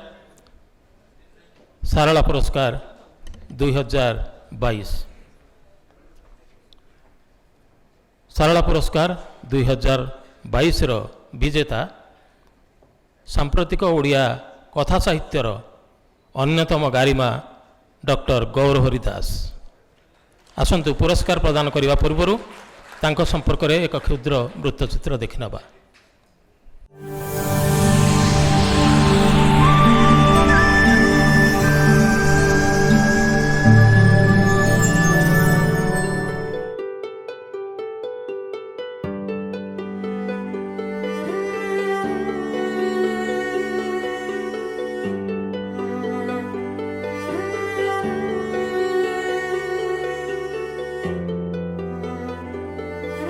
प्रकृति तांको शिखाए सर्जनार मंत्र। गाँ पाख दे बही जाउथबा बंती नईर जुआर भट्टा तांको चिन्हाए जीवनर सुख दुख। बाल्यकालर निसंगता तांको बही और कलम आड़कू आकर्षित करे। यौवनर संघर्ष तांको परिचित कराए वास्तव समाज और संपर्क सह। नातुणी को गीत शिखाऊ शिखाऊ छता उपरे वर्षार टुकटाप शुणु शुणु आकाशरे उड़ाजाहाजर उड़ाण मापु मापु से गपर मंजटीए साउंटी नियंती। कहानी रे असहाय मनिषर पक्ष नेउथिबा और साहित्य को अवसर विनोदन भावु नथिबा एमिति जने लेखक हेले डॉक्टर गौरहरि दास। समकालीन ओडिया साहित्यर जने बहुमुखी प्रतिभा डॉक्टर गौरहरि दास। गल्प, उपन्यास, कविता, नाटक, फीचर, अनुवाद, भ्रमण कहानी और संपादना परी साहित्यर प्राय सबु प्रभाग रे तांकर सक्रिय उपस्थान रही। तेबे कथा साहित्य रे से विशेष भावे प्रसिद्ध। बही नथिबा घर होची झरका नथिबा घर परी। एवं मु जेहेतु बहुत छोट दिन घर छाड़ी दूर गाँव आसे पढ़ी मोर सांगसाथी नथिले मु भी सांगसाथी तैयारी कर पार नथिली एवं बड़ बड़िया सांगसाथी माने सांग छाड़ी के मते चली जाउथिले किंतु बही माने मते छाड़ी जाई नाते एवं ବହି ଗୁଡ଼ିକ ମୋର ଏଇ ଯେଉଁ ନିସଙ୍ଗ ଜୀବନ ସାଥୀ ଯାଇଛନ୍ତି, ତେଣୁ ଯୁଆଡ଼େ ଯାଇଛି ବହିକୁ ସାଙ୍ଗରେ ନେଇ ଯାଇଛି। ନିଜ ସାଙ୍ଗେ ନିଜର ଲଢ଼େଇ ଏଇଠୁ ଆରମ୍ଭ। ଆପଣଙ୍କ ଆଜ୍ଞାଧୀନ କେତେ ରଙ୍ଗର ଜୀବନ ଆଦି 7ଟି ଉପନ୍ୟାସ, ଜୁଆର ଭଟ୍ଟା, ସ୍ୱପ୍ନ ପାଇଁ ରାତି କାହିଁ, ଭାରତବର୍ଷ, ମାଟି କଣ୍ଢେଇ, ମାୟା, ଶେଷବାଜି, ପୁନରାବୃତ୍ତି, ଘର, କାଗଜ ଡଙ୍ଗା, ଅହଲ୍ୟାର ବାହାଘର, କଣ୍ଟା ଓ ଅନ୍ୟାନ୍ୟ ଗଳ୍ପ ଆଦି 16ଟି ଗଳ୍ପ ସଂକଳନ, ଜୀବନର ଜଳଛବି, ଭିନ୍ନ ଭୂମିକା, ପରିଚିତ ପରିଧି, ଅସମର୍ଥ ଈଶ୍ୱର, ହାତଲେଖା ଚିଠି, ଈଶ୍ୱରଙ୍କ ଠିକଣା ଆଦି ଲୋକପ୍ରିୟ ସ୍ତମ୍ଭ ରଚନା ସହିତ ବିଭିନ୍ନ ବିଭାଗରେ 75ରୁ ଅଧିକ ପୁସ୍ତକ ସେ ରଚନା କରିଛନ୍ତି। ତାଙ୍କର ବହୁଚର୍ଚ୍ଚିତ ଗଳ୍ପ ସଂକଳନ ବାଘ ଓ ଅନ୍ୟାନ୍ୟ ଗଳ୍ପ 43ତମ ସାରଳା ପୁରସ୍କାର ପାଇଁ ମନୋନୀତ ହୋଇଛି, ଯାହାର ମୂଳମନ୍ତ୍ର ହେଉଛି ସକଳ ବିରୋଧାଭାସ ଭିତରେ ବଞ୍ଚିବା ହିଁ ଜୀବନର ଜୟଯାତ୍ରା। ସଂଘର୍ଷ ଭିତରେ ଶୁଭେ ବଞ୍ଚିବାର ଶଙ୍ଖଧ୍ୱନି। ଦୁଃସ୍ଥିତି ହିଁ ଦେଖାଏ ନୂଆ ବାଟ, ଆସ୍ଥାର, ବିଶ୍ୱାସର, ପରିବର୍ତ୍ତନର। କ୍ଷୁଦ୍ର ଗଳ୍ପ ଓ ଅନୁବାଦରେ 2 ଥର ସାହିତ୍ୟ ଏକାଡେମୀ ପୁରସ୍କାର, ଭୁବନେଶ୍ୱର ପୁସ୍ତକମେଳା ପୁରସ୍କାର, ଉତ୍କଳ ସାହିତ୍ୟ ସମାଜ ପୁରସ୍କାର, ଫକୀରମୋହନ ସାହିତ୍ୟ ପରିଷଦ ସମ୍ମାନ, ଅଖିଳ କଥା ସମ୍ମାନ ଆଦି ଅଜସ୍ର ସ୍ୱୀକୃତି ତାଙ୍କ ସର୍ଜନଶୀଳତାର ଜୟଗାନ କରିଛି। ଇମ୍ଫା ଚାରିଟେବୁଲ୍ ଟ୍ରଷ୍ଟ ପ୍ରଦତ୍ତ 43ତମ ସାରଳା ପୁରସ୍କାର ପ୍ରାପ୍ତି ଅବସରରେ ଡକ୍ଟର ଦାସଙ୍କୁ ଅସୁମାରୀ ଅଭିନନ୍ଦନ ଓ ସୁମନା। ସାହିତ୍ୟ ହିଁ ମୋର ପରିଚୟ। ସାହିତ୍ୟ ମୋ ପାଇଁ ପାସ୍ ଟାଇମ୍ ବା ହବି ନୁହଁ, ସାହିତ୍ୟ ହିଁ ମୋ ପାଇଁ ଜୀବନର ମୁଖ୍ୟ। କାରଣ ଯଦି ସାହିତ୍ୟ ନଥାନ୍ତା ତାହେଲେ ମୁଁ ନଥାନ୍ତି ଅର୍ଥ ମୁଁ ଯେଉଁଭଳି ଭାବରେ ବଞ୍ଚିଛି ହୁଏତ ବଞ୍ଚି ପାରିନଥାନ୍ତି। କାରଣ ମୋ ଭିତରେ ଏତେ ଅସାମର୍ଥ୍ୟ, ଏତେ ଅସହାୟତା, ଏତେ ନ୍ୟୁନମାନ୍ୟତା ଏବଂ ଏତେ ପ୍ରକାର ଅପୂର୍ଣ୍ଣତା ରହିଛି, ଅବିଶ୍ୱାସ ରହିଛି। ମୋର ବନ୍ଧୁମାନେ, ମୋର ଶୁଭେଚ୍ଛୁମାନେ, ସେମାନେ ମୋର ବୁରିଲା ପକ୍ଷ ଦେଖନ୍ତି, ତୁମେ ଏତେ ବହି ଲେଖିଛ, ପୁରସ୍କାର ପାଇଛ, ଦେଶ ବୁଲିଛ, ଏଇସବୁ କରିଛ, କିନ୍ତୁ ସେମାନେ ଜାଣନ୍ତିନି ମୁଁ ମୋ ଭିତରକୁ ଯେତେବେଳେ ଚାହେଁ ମୁଁ କେତେ ଅସଫଳ ବୋଲି ନିଜେ ଉପଲବ୍ଧି କରେ, ମୋର କେତେ ଅସହାୟତା ଅଛି, ଅପୂର୍ଣ୍ଣତା ଅଛି।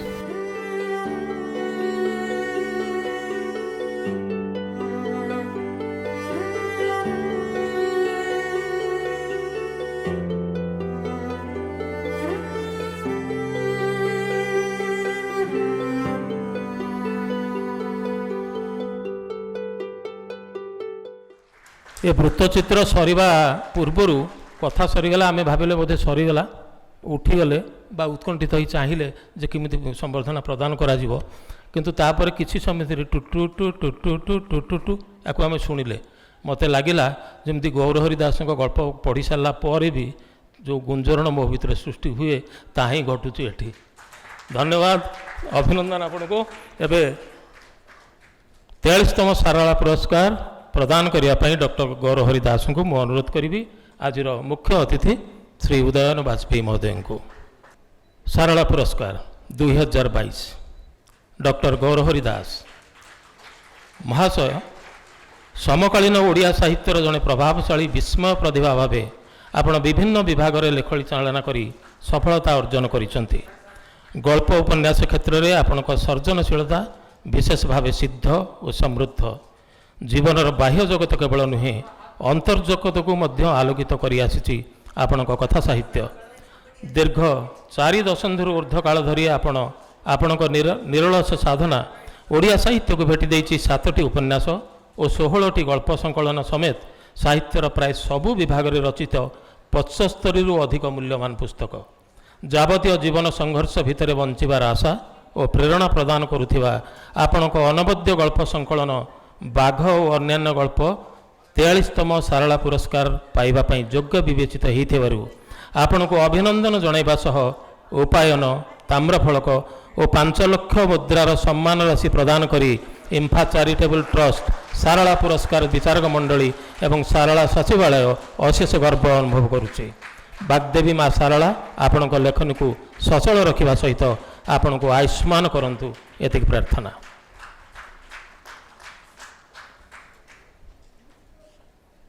ପୁରସ୍କାର କେତେ ଉଲ୍ଲାସ ଦିଏ, କେତେ ଉଦାସ କରେ, କି କେତେ ଦାୟିତ୍ୱବାନ କରେ, କି ଆଉ କ'ଣ କରେ, ସେ କଥା ଆମେ ପୁରସ୍କାର ପାଇନଥିବା ଲୋକମାନେ କହିପାରିବେନି। ଯିଏ ପାଇଛନ୍ତି ସେ କହିବେ। ଅତଏବ ଅନୁରୋଧ କରିବି ଡକ୍ଟର ଗୌରହରି ଦାସଙ୍କୁ ଏ ପୁରସ୍କାର ଗ୍ରହଣ ପରେ ତାଙ୍କ ପ୍ରତିକ୍ରିୟା ରଖିବା ପାଇଁ ବକ୍ତବ୍ୟ ରଖିବା ପାଇଁ ଡକ୍ଟର ଗୌର ହରିଦାସ।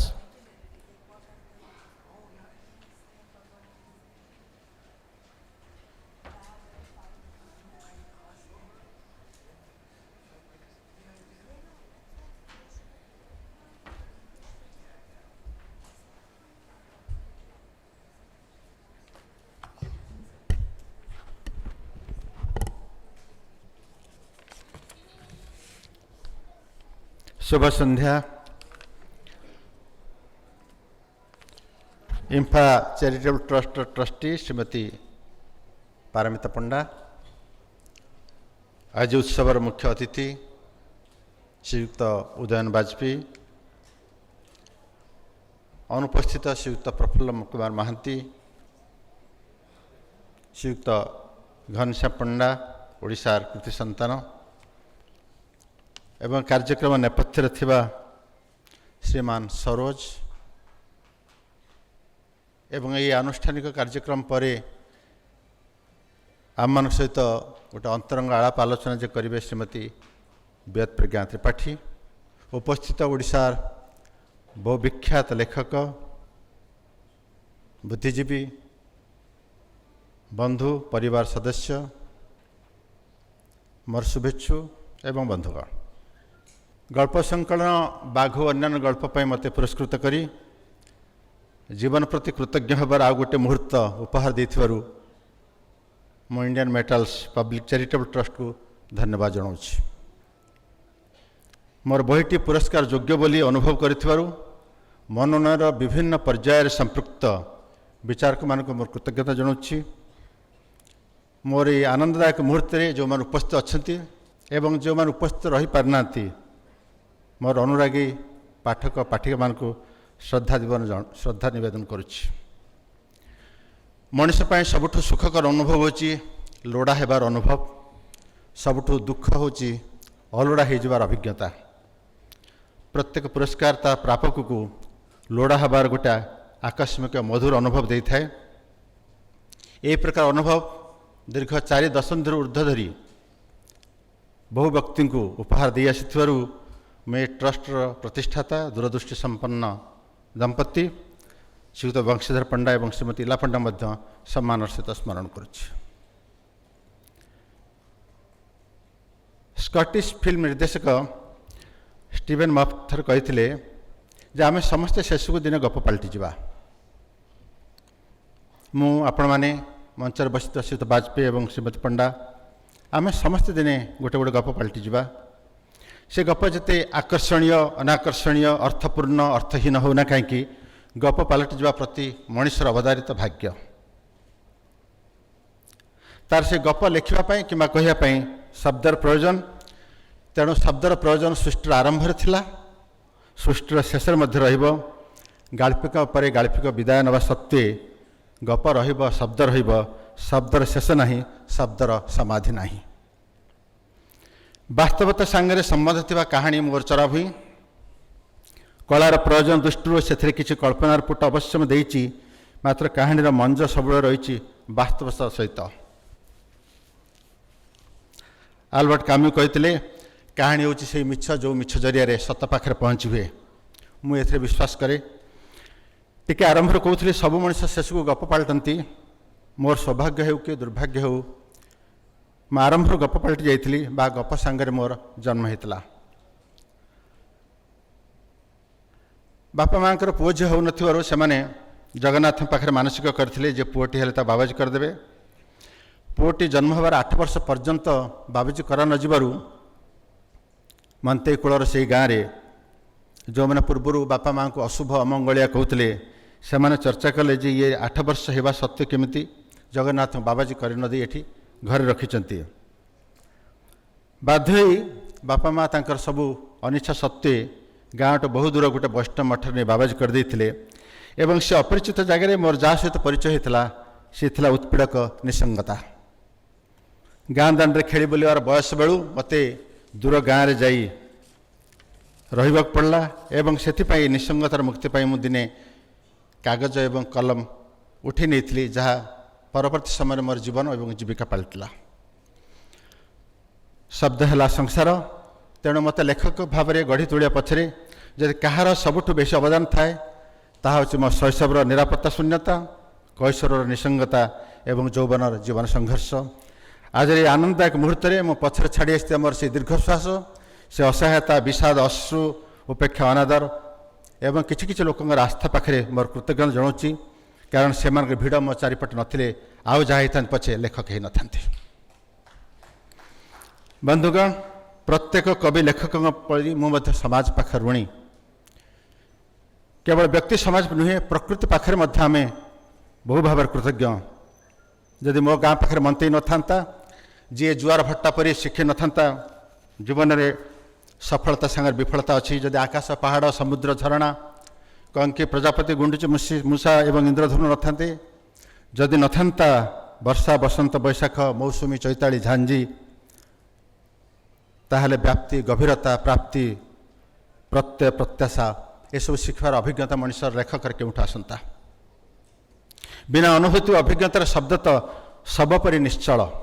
ଭିଏତନାମର ବୌଦ୍ଧ ଦାର୍ଶନିକ ଥି ନାଥ ହାନ୍ କହିଥିଲେ, ଯେତେ ଚକଚକ ହେଲେ ସୁଦ୍ଧା ମାର୍ବଲ ପଥର ଉପରେ ପଦ୍ମ ଫୁଟି ପାରିବ ନାହିଁ, ପଦ୍ମ ଫୁଟିବା ପାଇଁ ପଙ୍କ କାଦୁଅ ଲୋଡ଼ା। ସାହିତ୍ୟ ପାଇଁ ସେମିତି ଲୋଡ଼ା ପ୍ରତ୍ୟକ୍ଷ ଅଭିଜ୍ଞତା ଓ ସାନ୍ଦ୍ର ଅନୁଭବ। ସମାଜ ଓ ସମ୍ପର୍କ ସହିତ ପ୍ରକୃତି ହିଁ ଲେଖକକୁ ଏସବୁ ସୁଯୋଗ ଉପହାର ଦେଇଥାଏ। ଯେଉଁମାନେ ସାହିତ୍ୟକୁ ଅବସର ବିନୋଦନ କିମ୍ବା ମନୋରଞ୍ଜନ ସାମଗ୍ରୀ ବୋଲି କହିଥାନ୍ତି, ମୁଁ ସେମାନଙ୍କର ପକ୍ଷର ନୁହେଁ।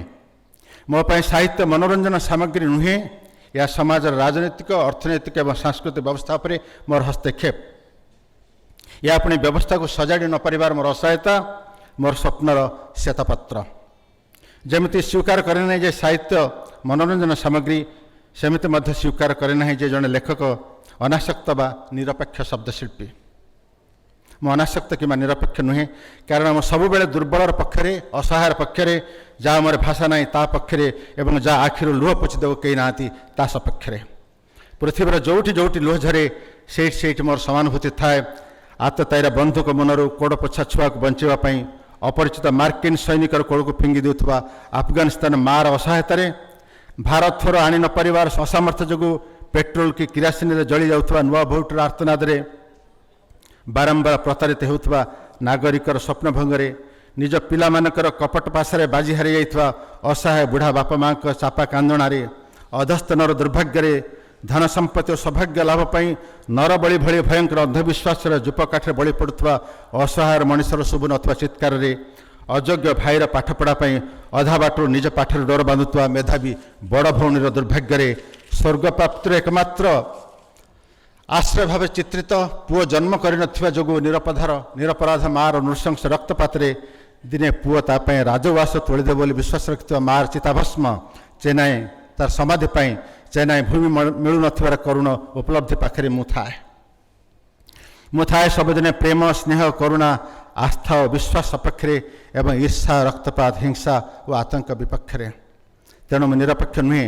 ଚେକୋସ୍ଲୋଭାକିଆର ନୋବେଲ ବିଜେତା ଜେରୋସ୍ଲାଭ ସେଫର୍ଟ କହିଥିଲେ, ଜଣେ ସାଧାରଣ ନାଗରିକ ଯଦି ଅନ୍ୟାୟ ଦେଖି ନିରବ ହେଉଛି ତାହେଲେ ଭାବିବାକୁ ପଡ଼ିବ ଯେ ସେ ବିଚାରା ବଞ୍ଚିବା ପାଇଁ ସେ ତାର ଗୋଟେ କୌଶଳ ଅବଲମ୍ବନ କରୁଛି। ମାତ୍ର ଜଣେ କବି ଲେଖକ ଯଦି ଅନ୍ୟାୟ ଦେଖି ନିରାପଦ ରହୁଛି ବା ନୀରବ ରହୁଛି ତାହେଲେ ଭାବିବାକୁ ପଡ଼ିବ ତାର ସେ ନିଷ୍କ୍ରିୟତା ହେଉଛି କପଟାଚାର। ନିଷ୍କ୍ରିୟ ରହିବା ମୋ ପକ୍ଷେ ସମ୍ଭବ ନୁହେଁ, କାହିଁକି ସାହିତ୍ୟ ମୋର କୁରୁକ୍ଷେତ୍ର ଏବଂ ଶବ୍ଦ ମୋର ଶସ୍ତ୍ର। ମୁଁ ମୋ ଗପରେ ବିଶ୍ୱାସ, ମୂଲ୍ୟବୋଧ ଓ ପ୍ରତିବଦ୍ଧତା କଥା କହିବାକୁ ଚେଷ୍ଟା କରିଛି। ଦେବତା ଓ ମଣିଷ ଭିତର ଲଢ଼େଇରେ ମୁଁ ସବୁଦିନେ ମଣିଷ ତରଫରୁ ରହିଛି। ମୁଁ ବିଶ୍ୱାସ କରେ ଯେ ଦେବତା ବା ଈଶ୍ୱର ଯଦି କେବେ ମଣିଷକୁ କେଉଁଦିନ ସାହାଯ୍ୟ କରିବାକୁ ଚାହାନ୍ତି ତାହେଲେ ସେ ସାହାଯ୍ୟ ଆଉ ଜଣେ ମଣିଷ ଜରିଆରେ ହିଁ କରିବେ, ନିଜେ ଆସି ସେ କଥା କରିପାରିବେନି। ବାସ୍ତବରେ ପ୍ରତି ମଣିଷ ଭିତରେ ଦେବତା ଥାଆନ୍ତି, ଜାଗ୍ରତ କିମ୍ବା ନିଦ୍ରିତ ଅବସ୍ଥାରେ। ସାହିତ୍ୟର ଧର୍ମ ଶୋଇପଡ଼ିଥିବା ସେହି ଦେବତାଙ୍କୁ ନିଦରୁ ଉଠାଇବା। ଜଣେ ଲେଖକ ଭାବରେ ମୁଁ ସାଧାରଣ ମଣିଷଙ୍କ କଥା ବେଶୀ କହିଛି, କାରଣ ସାଧାରଣ ମଣିଷର ଅସାଧାରଣ ପଣିଆ ଉପରେ ମୋର ଗଭୀର ଆସ୍ଥା। ମୋ ଧାରଣା ପ୍ରତ୍ୟେକ ଲେଖକ ମନରେ ଏହି ଆସ୍ଥା ଥାଏ, ସେ ଆମେରିକାର ଲେଖକ ଜନ୍ ଷ୍ଟେନବେକ୍ ହୁଅନ୍ତୁ ବା ଭାରତର ଗୋପୀନାଥ ମହାନ୍ତି। ସାହିତ୍ୟର ପ୍ରୟୋଜନ କ'ଣ? ପ୍ରତିଟି ଜୀବନ ଗପ ପାଲଟି ଯିବାର ଅନିବାର୍ଯ୍ୟତା ଭିନ୍ନ ଆଉ କି ପ୍ରାସଙ୍ଗିକତା ଅଛି ସାହିତ୍ୟର? ଜୀବନ ଯଦି ସହଜ ଓ ସରଳ ହୋଇଥାନ୍ତା ତାହେଲେ ସାହିତ୍ୟର ପ୍ରୟୋଜନ ହୁଏତ ଆଦୌ ପଡ଼ିନଥାନ୍ତା। କିନ୍ତୁ ଜୀବନ ସହଜ ଓ ସରଳ ନୁହେଁ, ତାକୁ ସହଜ ଓ ସରଳ କରିବାକୁ ପଡ଼େ। ଜୀବନ ଯିବା ପାଇଁ ଧୈର୍ଯ୍ୟ ଓ ସହନଶୀଳତା ସାଙ୍ଗକୁ ଅନେକ କଥା ଦେଖି ନ ଦେଖିଲା ପରି ଆଡ଼େଇ ଯିବାକୁ ହୁଏ।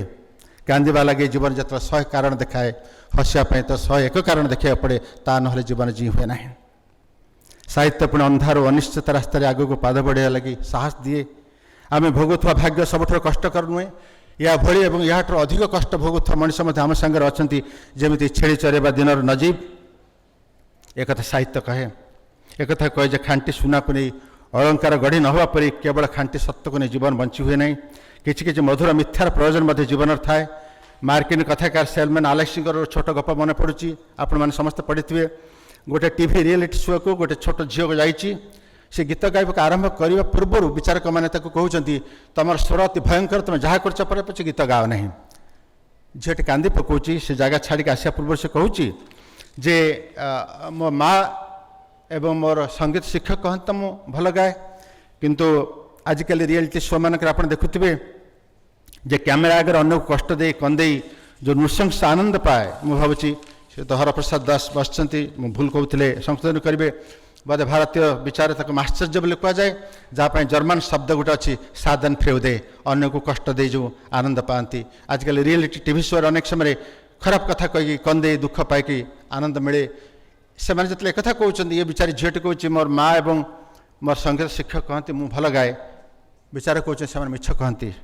झीटी कांदी कांदी आसूची एवं ग्रीन रूम में माँ पाखे माँ पणत जो मुह उजाड़ी दूसरी से गपटा सरुची। बंधुगण एक कथा कहबार अर्थ हो बेले बेले मिछ को लेकिन मत जीवन बंचा पड़े कारण अति कठोर सत्य अति निर्मम सत्य को नहीं जीवन बंचा सहज नुहे। से भाई निर्मम सत्य अपेक्षा किसी मधुर मिथ्या बर प्रयोजन ताहा साहित्य कहे।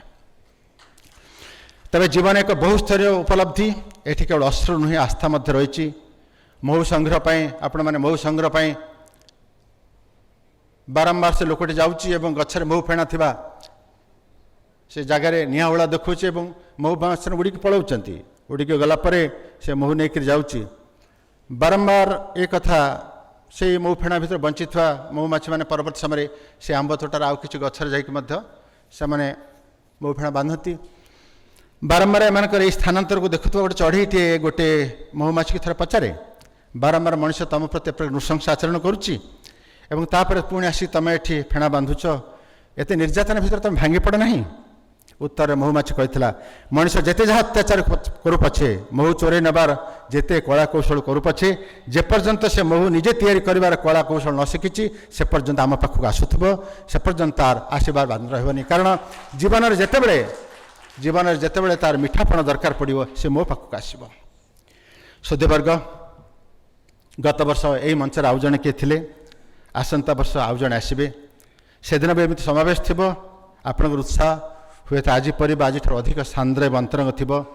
समय गतिशीलता भितर अतीत वर्तमान विस्मृत हो स्वाभाविक ता भर केवल मोर आशा आपण मार वक्तव्य नुह मत नुहे मोर किसी गप को अंत आप पढ़े मन रखिए एवं से गप केवल मो कथा कही नहीं आपण कथा कही नहीं आसवा और जीवा भितर जो समय कथा से समय कथा समकाल कथा मत कही।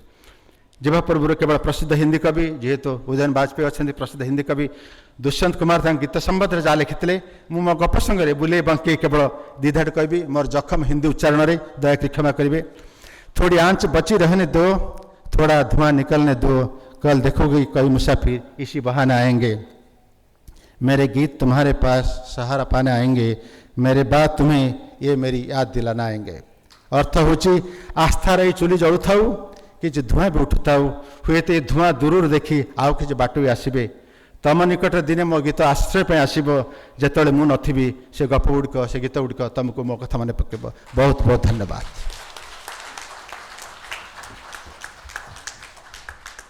धन्यवाद डॉक्टर दास महोदय आपण गल्प से आस्थार अन्यतम उदाहरण होइथिबारु आपण को धन्यवाद एवं पुणी थरे सारला पुरस्कार पाई अभिनंदन।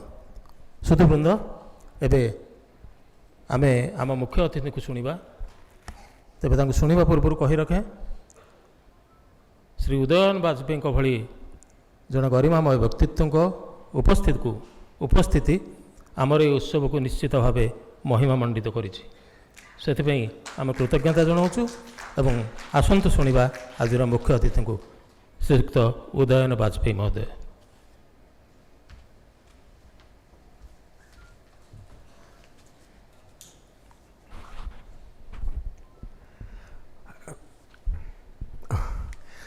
मित्रों, मुझे पता है कि हम इतनी देर से यहाँ सुना रहे हैं कि आपको ज़्यादा नहीं, थोड़ी थकान तो हो ही गई होगी। सबसे पहले मैं सभी पुरस्कृत लेखक और कलाकारों को बधाई देता हूँ। मैं इम्पैक्ट का बहुत चैरिटेबल ट्रस्ट का बहुत आभारी हूँ कि उन्होंने ऐसे व्यक्ति को पुरस्कार देने बुलाया है जिसको खुद बहुत पुरस्कार नहीं मिलते। तो हमने जितने पुरस्कार दिए हैं अपने जीवन में, उससे कई गुना कम पुरस्कार अंततः मिले हैं। तो ये मेरी कम से कम एक रिकॉर्ड जैसा है कि मैं पुरस्कार देने वाला लेखक हूँ, लेने वाला नहीं हूँ। पुरस्कार का एक खास महत्व होता है, कोई भी पुरस्कार का। पहला तो ये कि वो समाज का लेखक या कलाकार के प्रति कृतज्ञता ज्ञापन है। कृतज्ञता शब्द कृत और ज्ञा ऐसे दो शब्दों से बना है। उसके किए हुए का उसने संज्ञान लिया। It's a cognition of one's act, one's creativity. और समाज साथ में ये एक उसका तत्व है। दूसरा तत्व ये है कि समाज ये कह रहा होता है उस कलाकार या लेखक से कि न सिर्फ हम आपके प्रति कृतज्ञता ज्ञापन कर रहे हैं, बल्कि आपकी सृजनशीलता पर हमको इतना विश्वास है कि आप आगे भी सृजनशील बने रहेंगे। तो एक चुनौती भी समाज पुरस्कार के रास्ते लेखक या कवि या चित्रकार या नर्तक के सामने रखता है। तो एक और ये कृतज्ञता ज्ञापन है, और दूसरी ओर उसकी सृजनशीलता की निरंतरता में भरोसा इस तरह दिलाया जाता है कि वो सृजनशील बना रहे। और तीसरा, जिसमें हम भारतीय बहुत कमज़ोर हैं, वो ये है कि हम अपने लेखक, कलाकार या किसी भी बड़े व्यक्तित्व को अपना होने का दावा पेश करते हैं। हम ये कहने की कोशिश करते हैं एक समाज के रूप में कि ये लेखक या ये कलाकार हमारा है, हम क्लेम करते हैं उसको। और ये बहुत महत्व की बात है। समाज में पैदा होने भर से एक लेखक पर उस समाज का दावा नहीं हो जाता। इसका एक उदाहरण है। आपको सबको मालूम है कि 20वीं शताब्दी के शुरू में दुनिया के सबसे बड़ा जो गणितज्ञ था, बल्कि अब तक की गणितज्ञों के इतिहास में, वो रामानुजन थे। रामानुजन पर अपना दावा भारतीय बौद्धिक और शिक्षित समाज ने नहीं पेश किया, उतना बड़ा दावा जितना कैम्ब्रिज ने या इंग्लैंड ने किया। उनकी बड़ी बायोग्राफी लिखी गई यूरोप में, और इस तरह लिखी गई मानो रामानुजन का जो महान होना है वो कैम्ब्रिज के सबब से हुआ था। और इस तरह उन्होंने रामानुजन के जीनियस पर अपना क्लेम, अपना दावा पेश कर दिया। हम नहीं कर पाए। और ये दावा पेश करने का रैशनल, उसका तर्क ये है कि अगर हमने उदाहरण के लिए रामानुजन की या किसी भी ऐसे महान व्यक्तित्व का पर हम क्लेम करते हैं पुरस्कार के जरिए या उसकी जीवनी लिख के, तो हम उन परिस्थितियों को बताते हैं साथ में जिसमें ऐसा व्यक्तित्व उत्पन्न हो सका। हम ये बताते कि कैसे तमिलनाडु के छोटे छोटे से गणित के खेल, वहाँ के रीति रिवाज, वहाँ की नृत्य परंपरा और उस नृत्य परंपरा में अंतर्भूत गणित, कैसे इन सब चीज़ों ने रामानुजन जैसे महान गणितज्ञ के मानस तैयार किया होता। और ऐसा करने पर हम छोटे छोटे गांवों में भारत के बच्चों में ये विश्वास जगा पाते कि इस संस्कृति में ये सामर्थ्य है कि ये इतना बड़ा गणितज्ञ पैदा कर सके। तो पुरस्कार एक तरह से उस लेखक या उस वैज्ञानिक या उस महान व्यक्तित्व पर समाज का अपना दावा पेश करने का भी एक ढंग है। ये समय जो है आज का, ये कलाओं और साहित्य के लिए थोड़ा कठिन समय है। और विडंबना ये है कि इस समय को रूपांतरित करने की अगर किसी में सामर्थ्य है तो वो केवल कला साहित्य में है। ये जरूर मुश्किल समय है, यानी क्योंकि ज्यादातर लोगों को, मतलब हम कुछ एक ऐसे समय में आ गए हैं जहां कला और साहित्य की महत्ता और उनका प्रयोजन थोड़ा ओझल सा हो गया है। उस पर ध्यान देने की जरूरत है अलग से। ये समय भी है, और ये पहली बार पिछले 50 साल में हो रहा है, मतलब पिछले 10-20 साल का समय है, 20 साल मान लीजिए, जब राजनीति और अर्थव्यवस्था अलग अलग हो गई। आज राजनीति का अर्थव्यवस्था तो कोई संबंध नहीं बचा, किसी भी दुनिया में कहीं भी देश देख लीजिए। लेकिन इन दोनों में एक चीज सामान्य है, और वो ये कि ये दोनों ही व्यक्ति को, मनुष्य को उसकी अद्वितीयता से अलगाते हैं। अर्थव्यवस्था ऐसी है जहां जो मनुष्य है उसको कभी अद्वितीय नहीं माना जाता, जबकि ये प्रकृति में अंतर्निहित है। प्रकृति कुछ भी ऐसा पैदा कर ही नहीं सकती जो अद्वितीय न हो। कोई दो आम के पेड़ एक से नहीं होते। हमारे जो उस्ताद थे मणिकौल, महान फिल्म मेकर, उन्होंने एक बार, हमारा शुरुआती पाठ ये था कि उन्होंने कहा कि बंबई का एक सोफाया कॉलेज है, उसके कैंपस में बहुत सारे गुलमोहर के पेड़ लगे। उन्होंने कहा कि अब तुम जाके देखो, कोई दो गुलमोहर अगर एक से दिखे तुम्हें तो तुम हम आके बताओ। कोई दो गुलमोहर एक से नहीं थे। आप नीम के पेड़ के लिए देख लीजिए, कोई ऐसी दो चीजें नहीं है, जीव नहीं है जो एक से हों, क्योंकि प्रकृति में एक सा पैदा करने की सामर्थ्य नहीं है। वो केवल अद्वितीय पैदा करती है, और ये अद्वितीयता निसर्ग का या प्रकृति का हम सबको मिला उपहार है। हम सब अद्वितीय हैं। अद्वितीयता का भार केवल महानों पर नहीं है, ये सब लोग लेके पैदा हुए। और हमारे समय की राजनीति और हमारी अर्थव्यवस्था हमें इसी निसर्ग के पुरस्कार से जाने अनजाने वंचित कर देती है, और ये उस अद्वितीयता से हमें, जो हमारे भीतर है, उससे अलगा देती है। आप सुधीजन हैं, आपको पता होगा कि एक अद्वैत वेदांत में बड़ा उदाहरण दिया जाता है कि एक लड़की जो है वो कंगन पहने हैं हाथ में, और वो घर भर में कंगन ढूंढ रही है कि गुम गया, और वो हाथ में देखती तो उसको लगता है मिल गया। हमारी अद्वितीयता वैसे ही है, जो हमारे भीतर है, हम में है, और हम उसको फिर भी ढूंढना पड़ता है, क्योंकि यही निसर्ग का हमारे पर अभिशाप है कि तुम अद्वितीय तो होगे लेकिन उसको पहचान ना पाओगी। हम सब इस अर्थ में एक वचनात्मक ही हैं।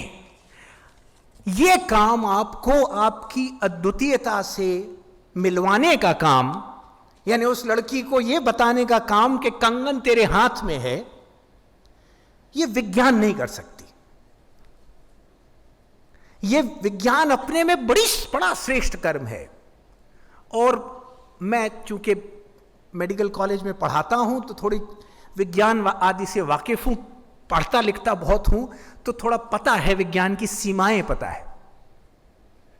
विज्ञान आपको आपके अद्वितीय होने का बोध कराने में अक्षम है।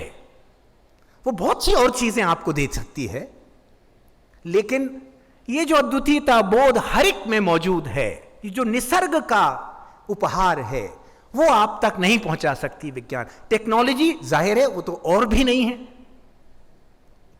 वैसे हमारे देश में विज्ञान और टेक्नोलॉजी को लोग एक ही मानते हैं, जो बिल्कुल गलत बात है।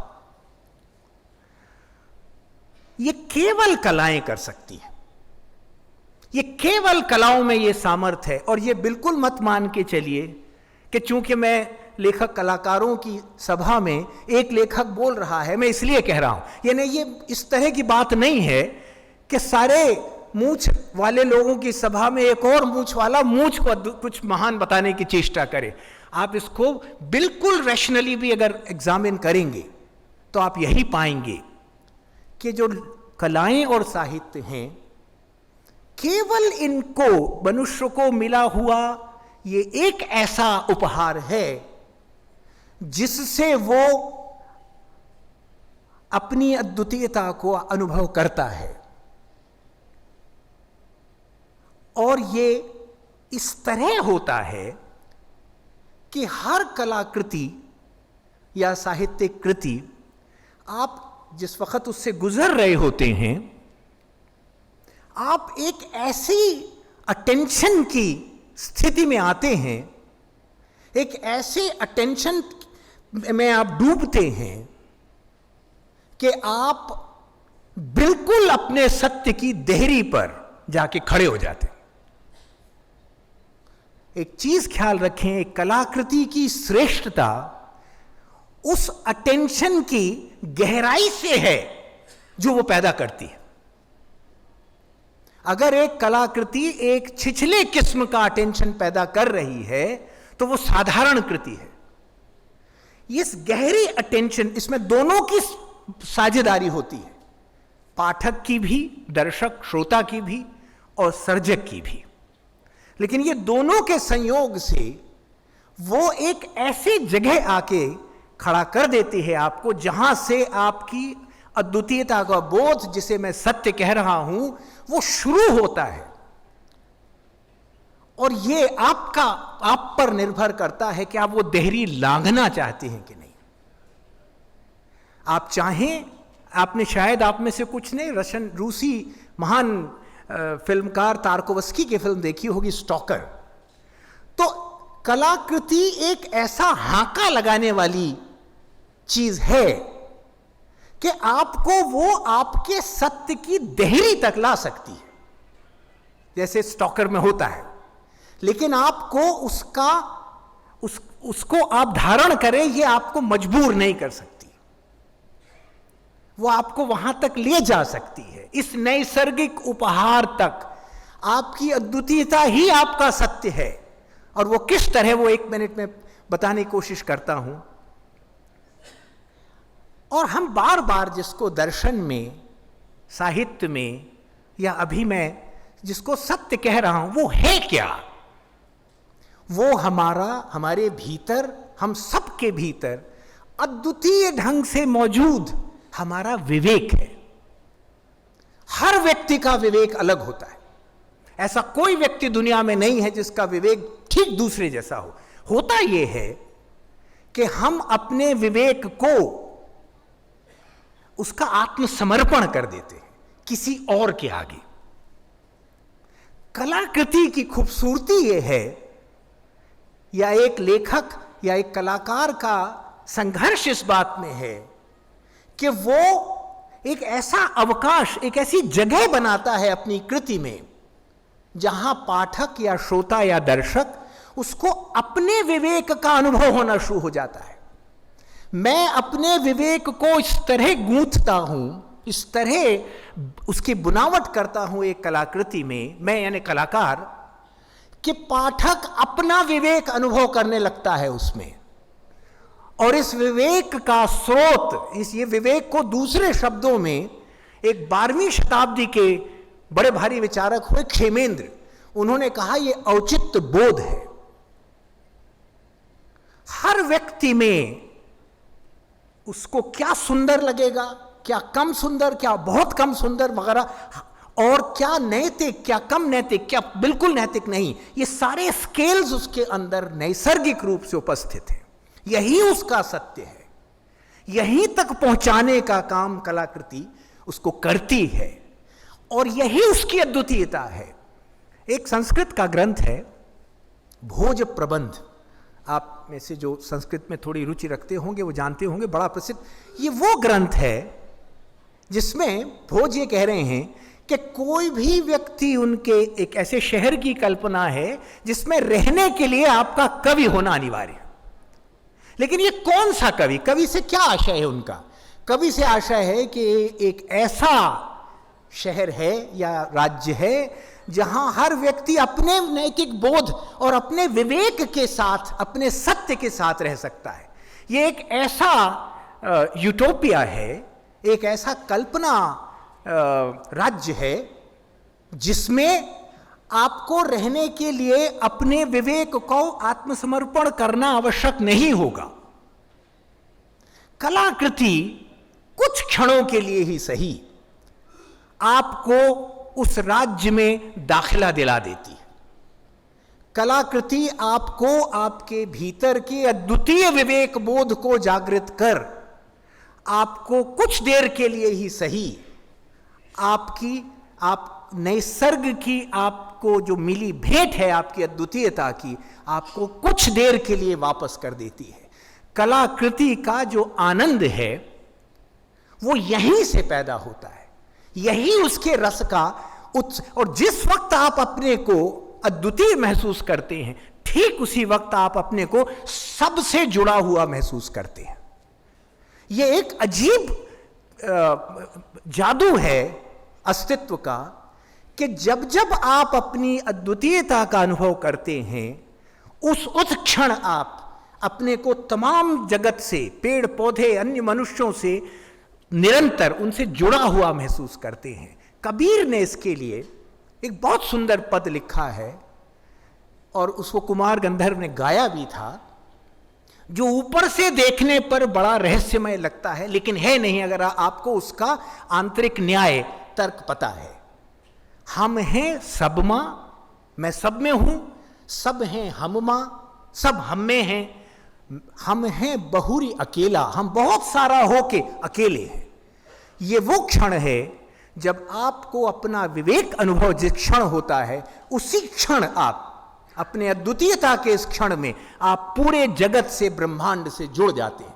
जैसे ही ये जुड़ते हैं, आपको जो आनंद है, जिसको रस कहा जाता है, उसका अनुभव होता है।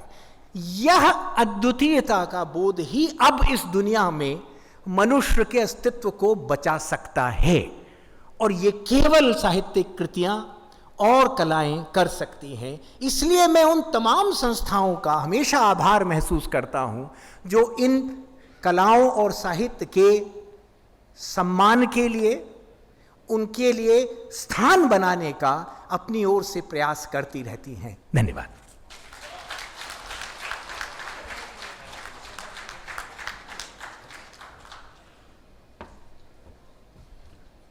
धन्यवाद मुख्य अतिथि महोदय। औचित्यबोध एवं विवेकर से कल्प राज्य में आपण मैंने किसी समय मो भली बुली बोली आशा करुच्ची एवं बुले अतिथि को धन्यवाद। वर्तमान मु अनुरोध करी आमे आमर परंपरा अनुजाई आम मुख्य अतिथि को आमर श्रद्धा टिके जनइबू, स्मृति फलक एवं उपायन प्रदान करी मु अनुरोध करी इम्पैक्ट ट्रस्टी महोदय मुख्य अतिथि महोदय को उपायन एवं स्मृति फलक प्रदान करेंगे।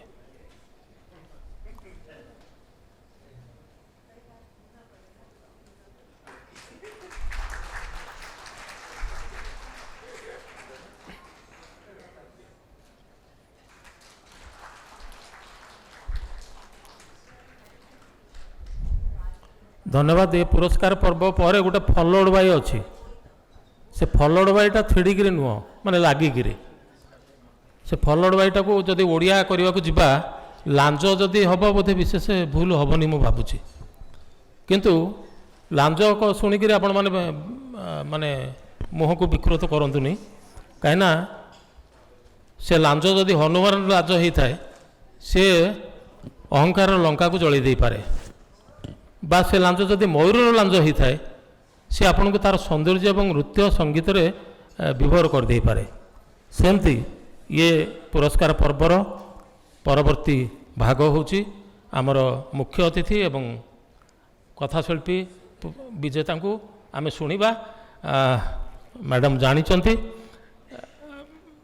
सी आम भली बर्तमान दर्शक गहन में बसवे एवं ये जो खाली पड़ी आसन टी ये लांजर कार्य करने ग्रहण करेंगे निजर दुई पापुली रे क्लिओपाट्रा एवं कड़ापान को एकाठी धरी पारुथिबा विशिष्ट कथाशिल्पी निर्देशिका बियत प्रज्ञा त्रिपाठी।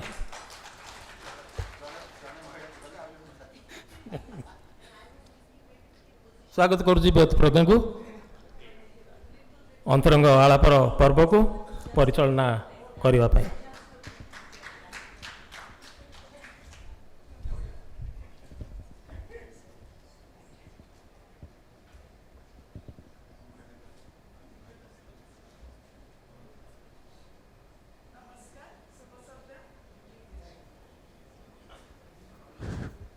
It's working. नमस्कार शुभ संध्या। मते एमाने समस्ते कहले मु लांज किंतु लांज पछरे रहे आज्ञा मु लांज नुहे मु गंडी मु मझिरे बसिछि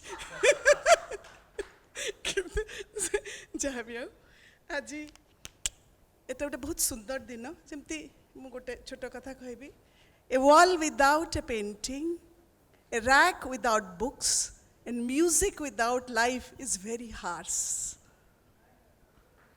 A life without music is very harsh. जेमती बिना पेंटिंग रो कांथ, बिना बहिर थाक आउ बिना संगीतर जीवन बहुत रुक्ष। आज एटा गोटे भारी सुंदर स्पेशल संध्या कहीं ए साहित्य संगीत आउ पेंटिंग ए तीनिटा को एकाठी करिछि ए अवार्ड फंक्शन। एटा केवल गोटे साधारण अवार्ड फंक्शन नुहे, एटा गोटे special function because we are celebrating art and artists. This is a very very special day. So for inviting me to talk to this two great authors, very nice speakers, elegant speakers and intellectuals, I must thank IMPHA Charitable Trust and Mrs. Paramita for all this. And आपण को मु वाजपेयी जी तो बहुत सुंदर हिंदी में बोले, लेकिन हमारी हिंदी थोड़ा डमाडोल है, क्योंकि हिंदी में एक बहुत बड़ी चीज़ होती है कि संसार में जो चीज़ है सबकी एक लिंक होती है। ये आदमी हो, बस हो, ट्रेन हो, सर पेन हो, जो इस संसार में आपको देखे सबको लिंक होता है, पापा का चिट्ठी या पापा की चिट्ठी ऐसे। तो हम इसमें बहुत गड़बड़ है, क्योंकि हम उड़िया लोग हैं, हमारे भाषा में हम 3 पन्ने की कहानी लिख दें और पता ही नहीं चलता है कि प्रोटैगनिस्ट आदमी है या औरत। इसलिए अगर हम हिंदी बोलेंगे सर तो सब गड़बड़ हो जाएगी, लेकिन माफ करिएगा। लेकिन I just because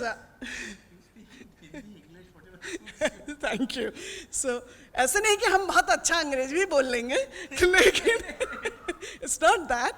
but anyway, मैं आप तो आज इतनी सुंदर संध्या है और हमारे पास 2 बहुत अच्छे बड़े लोग हैं, गौरहरि दास की। तो मैं पहले इन लोगों को सबको कंग्रेचुलेट करना चाहती हूँ, श्रीयुक्त गौरहरि दास, घनश्याम पंडा और प्रफुल्ल महंती को, कि ये लोग आज की शाम की तारका है। आज की क्यों, हमारी आर्ट जगत की तारका है।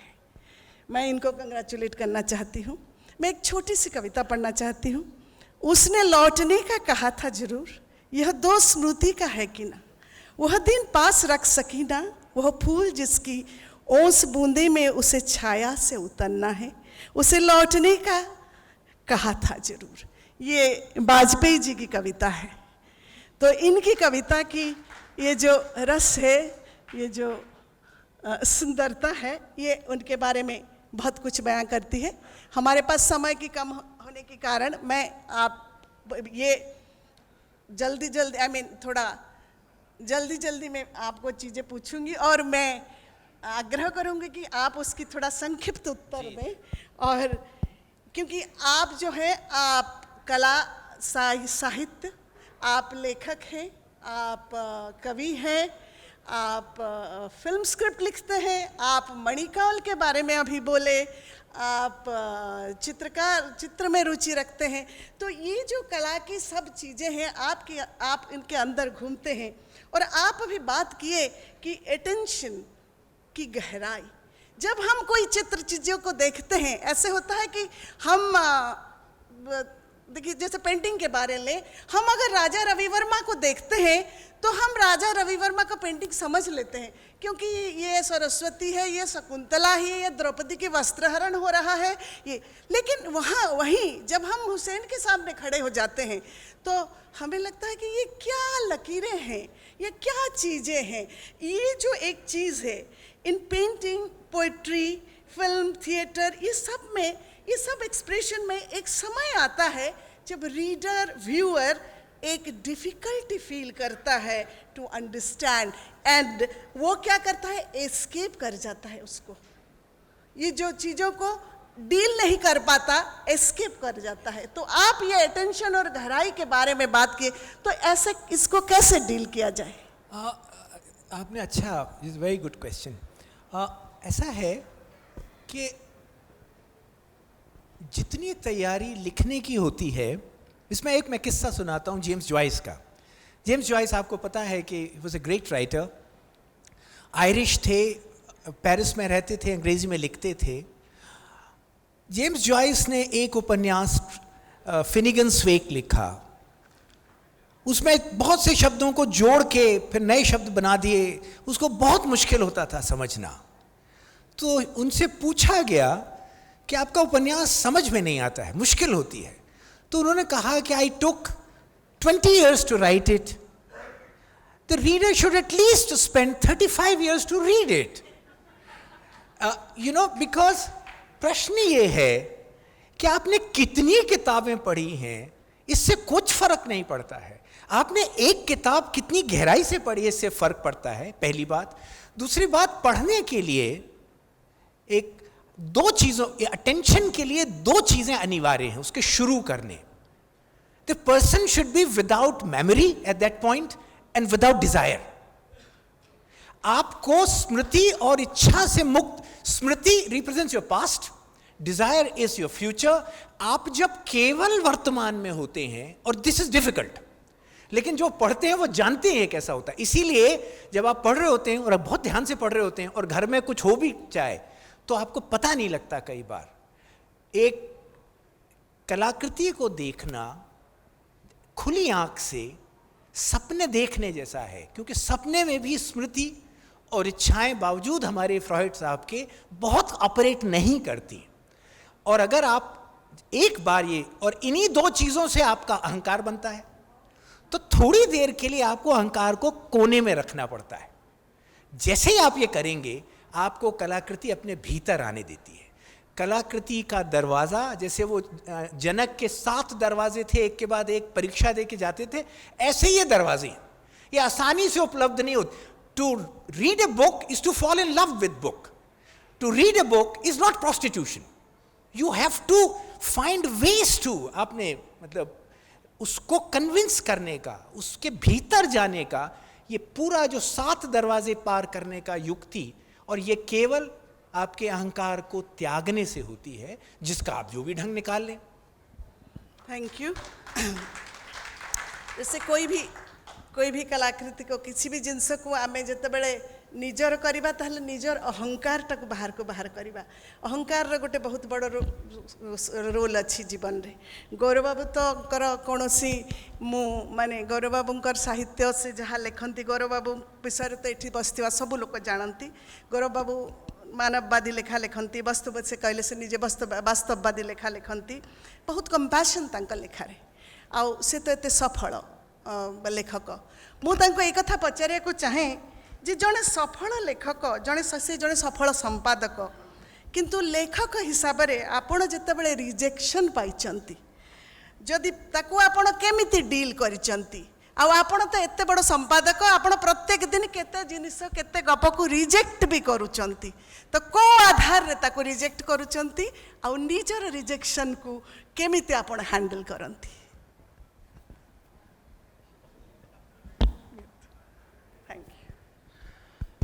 बहुत धन्यवाद ये प्रश्न मत जीवन प्रथम थर पर आप पचारुंट खाली ता आगुरी मुझे कहीदे ये जो मंचर विडंबना क्या मंचर गोटे विडंबना कौन आम जो मैंने आलोक बसचु व्यक्तिगत मुझे भावी राति न सरंता कि किंतु जो मैंने सामने बसते से भावे केते शीघ्र यहाँ आश्रय सर तेणु तेणु जिते संक्षेप में उत्तर देवाक चेष्टा करी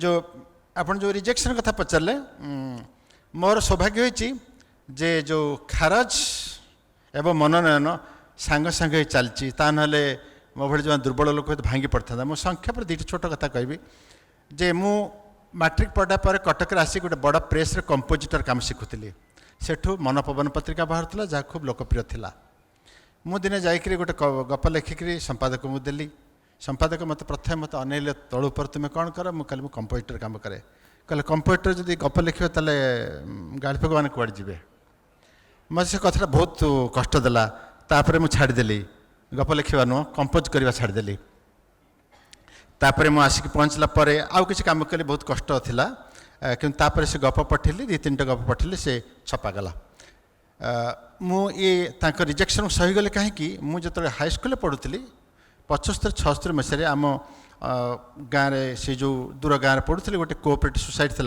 से गोटे पत्रिका जाऊला जो समवाय समितिर कल्याणी मुझे गोटे गपटे पठेती और से गपटा छपा होता किंतु से आम स्कूल कौन आम से अंचल कहार कि छपाई नाला कि मो समस्या था मो परिचय देती गौरव दास 10वीं श्रेणी छात्र घटपरा स्कूल निष्ठुर संपादक तो काटी देते तेणु मुझे कहली मुझे लिखी बोले कहीं विश्वास कले नहीं और भाविली आत्महत्या करदेवी किंतु आत्महत्या पर्यटन गलानी कारण मोर जन शिक्षक थे सी पढ़ी कहले हाँ यहाँ लिखी मोर द्वितीय थर रिजेक्शन है मु VS खंडेकर जजाति आम समस्त पढ़ी से बही खूब पावरफुल बही मुझे जो इंटरमीडिएट पढ़ुली रेभेन्सा मुझे बटा अनुवाद करते बहुत कष्ट किंतु मुझे जो कटकर प्रकाशक बालबजार प्रकाशक पाक गली जहाँ को कहली से पांडुलिपि देखा आगु मत ऊपर तल अनेले तापर से कहले ना छपा जापर शेष में रत्नाकर चैन मरीगले बुझेक मोर जन बंधु को जरिया जो गली बहीटा से राजी हे छापापी खबर पाइली जे ग्रंथ मंदिर से बहीटा छापी सारे मलाटा रॉयल हाफ्टन छपा हो मत बहुत कष्ट लगी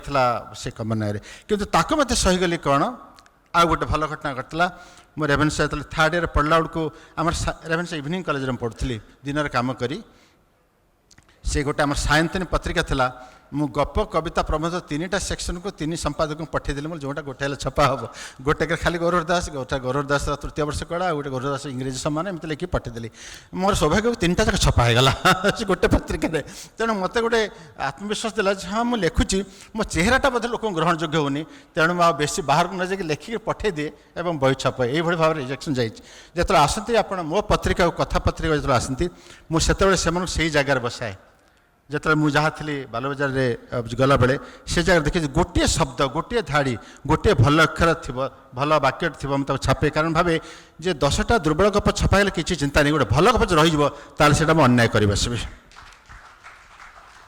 थैंक यू ये बहुत बड़ कथा जे जो पॉजिटिव नोट रे आपण जो आधार रे गप को सिलेक्ट करंती this is very encouraging if there is one line which justifies and which is worth it then he allows that thing to be printed, which is a great thing. This is a big encouragement and our future generation must look forward to all these things. And now I will, sir, आप दोनों में अनुवादक हैं, ये प्रश्न मैं आप दोनों को ही पूछूंगी, पहले आपको और इनको दोनों को। और गौरव बाबू तो होचंती बहुत बड़ा अनुवादक, मु तो गौरव बाबू को कहे बाघ भी तांकर छेली भी तांकर दुई छेली चरैबार दिन आउ बाघ सबू तांकर आयत्तरे आउ तेणु मु अनुवादक मान को my question is to both of you कि दे से it is I mean it is like I will not say that phrase that a translation cannot be faithful and beautiful at the same time. It is barely they are faithful and beautiful. So आप तो कविता अनुवाद किए हैं, तो आप बताएं कि आप क्या सोचते हैं और कैसे। मैं आपके सवाल का जवाब दूं इसके पहले मुझे एक वो पिछले जवाब का एक शेर एक गालिब का है, वो ज़रूर आप सुन लीजिए। वो बड़ा भारी शेर है, मिलता नहीं है बहुत उनके दीवानों में। वो शेर है, हसरते जलवाए साकी है कि हर पाराए अब्र, सीना बेताबी से मिलता है बतेगे कोहसार। इसका अर्थ है कि साकी से मिलने की बादल के टुकड़ों को इतनी ज़्यादा हसरत है, साकी से मिलने की, यानी ट्रूथ से मिलने की, साकी, कि वो अपना सीना, बादल के जो टुकड़े हैं, अपना सीना पहाड़ की चोटियों में गड़ाए दे रहे हैं। तो यानी अगर आप हसरते जलवाए साकी है कि हर पाराए अब्र, इतनी ऐसी हसरत नहीं है तो आप कलाकृति से बाहर भी बिना कुछ लिए ही आ जाएंगे। तो दूसरी बात ये जो आपने अनुवाद का प्रश्न पूछा, एक तो इसमें दो चीज़ हैं, ब्यूटीफुल और फेथ जो आप कह रहे हैं, आप इसको कैसे समझते हैं? अगर आप इसको विक्टोरियन अर्थ में समझते हैं तो आप ठीक कह रही हैं कि फेथफुल अगर हैं तो ब्यूटीफुल नहीं होगा। लेकिन मैं विक्टोरियन अर्थ को एकमात्र अर्थ नहीं मानता। विक्टोरियन अर्थ तो बहुत साधारण है और उन्होंने पूरी दुनिया के जीवन को बहुत पता नहीं किस तरह प्रभावित किया है कि एक तरह से सारी सेंशुअलिटी दुनिया में कुंठित हो गई। तो मैं उस अर्थ को नहीं लेता, लेकिन मैं दूसरी बात करता हूँ। नहीं साहब, मैंने तो इसीलिए वो शब्द की ही प्रयोग नहीं की। मैंने तो वो शब्द हमारे वाक्य से हटा ही दिया। और इसमें हमको लगता है कि कविता का अनुवाद आप एक दूसरी कविता लिख के ही करते हैं। इसीलिए जो दोनों भाषाओं को अच्छे से जानने वाले भर हैं और स्वयं सृजनशील नहीं हैं, उनके लिए अनुवाद बहुत मुश्किल होता है। आपको एक दूसरी भाषा के कवि को के एक्सेंट को, उसके लहजे को पकड़ना पड़ता है और उस लहजे में एक नई कविता को लिखना पड़ता है। अनुवाद का कार्य एक तरह की नए सौंदर्य की रचना करता है। वो सौंदर्य के दोहराव को नहीं करता, एक नया सौंदर्य पैदा होता है। अगर वो अनुवाद का कार्य है, इसमें भी एक छोटा सा उदाहरण देकर मैं बात खत्म करूंगा। एक व्लादिमीर होलान करके एक कवि हुए हैं चेकोस्लोवाकिया के, तो उन्होंने शेक्सपियर का जब अनुवाद किया तो उन पे आरोप लगे कि साहब ये फेथफुल नहीं है अनुवाद। तो उन्होंने कहा कि शेक्सपियर ने जहां सेब लिखा था वहां मैंने जूता लिखा है, लेकिन Shakespeare was a great poet, so am I. अगर मैं उतना बड़ा कवि हूं तो मैं वो कविता शेक्सपियर के एक्सेंट के हिसाब से मैं लिख दूंगा।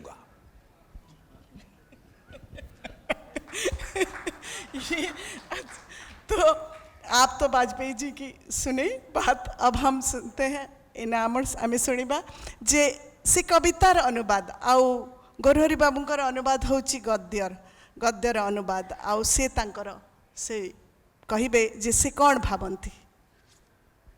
मत संख्या पर उत्तर दूची जे अनुवाद मान को अनेक समय गाली दि जाए, किंतु लेखक छड़ा जदि पृथ्वीर द्वितीय लोक केवल पृष्ठा पर पृष्ठा नुह, वाक्यर वाक्य को नुह, शब्दर शब्द को अक्षर को अक्षर पढ़ुव, सी हूँ से बहिर अनुवादक।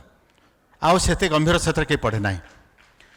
मो अनुवादक भाव में काम भाव अनुवादक काम हूँ जशोदा काम परी। देवकी तो जन्म करते, जशोदा पाली, एवं जितेबाला जशोदा और देवकी देखाई परवर्त समय देवकी कहते जे जशोदा तुम्हें जमी कृष्ण को पाच मुझे सेमती पाली पार न था। एवं जशोदा कहते केवल ये गोटे वाक्य शुणी बोली मो सारा जीवन कृष्ण को सही, केवल कृष्ण सही। मो सब भावे जदि केवल लेखक देखा हे से के कहबनी गौरहर दास मो साहित्य नष्ट कर देछि।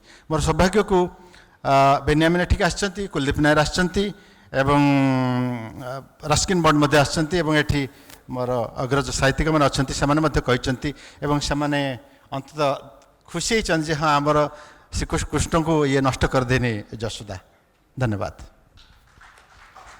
थैंक यू केते सुंदर कथा जे एसेंस रखी सबु जिनिस करी तार सौंदर्य को दे गोटे ट्रांसलेटर केते कष्ट करे किंतु आमर विडंबना गोटे ट्रांसलेशन रे या जे आमे ट्रांसलेटर कहीं जानती नहीं he is erased from the book because आमे जते बेले मु लियो टॉल्स्टॉय को पढ़ी इंग्राजी रे मु जाने नहीं ताकू कहीं अनुवाद करिसंत किए करिसंती मु पढ़ी मार्काइज को इंग्राजी रे मु जाने किए अनुवाद करचंती तेणु ट्रांसलेशन न किंतु एते सुंदर गोटे साहित्य को लोकों पाखे पहुँचले भी ट्रांसलेशन न गोटे बहुत बड़ विडंबना अच्छी जे ट्रांसलेटेड टा सब बेले ट्रांसलेशन रो पेज रु इरेज्ड आउ एमाने एते भल साहित्य को ट्रांसलेशन करचंती एटा गोटे बहुत बड़ कथा आउ गोटे कथा मु पचारिबी एटा मोर शेष प्रश्न आपण माने जदि व्यस्त हेलेनी आटा सारिबा को हबो ताहले से एकमात्र गोटे प्रश्न होची जे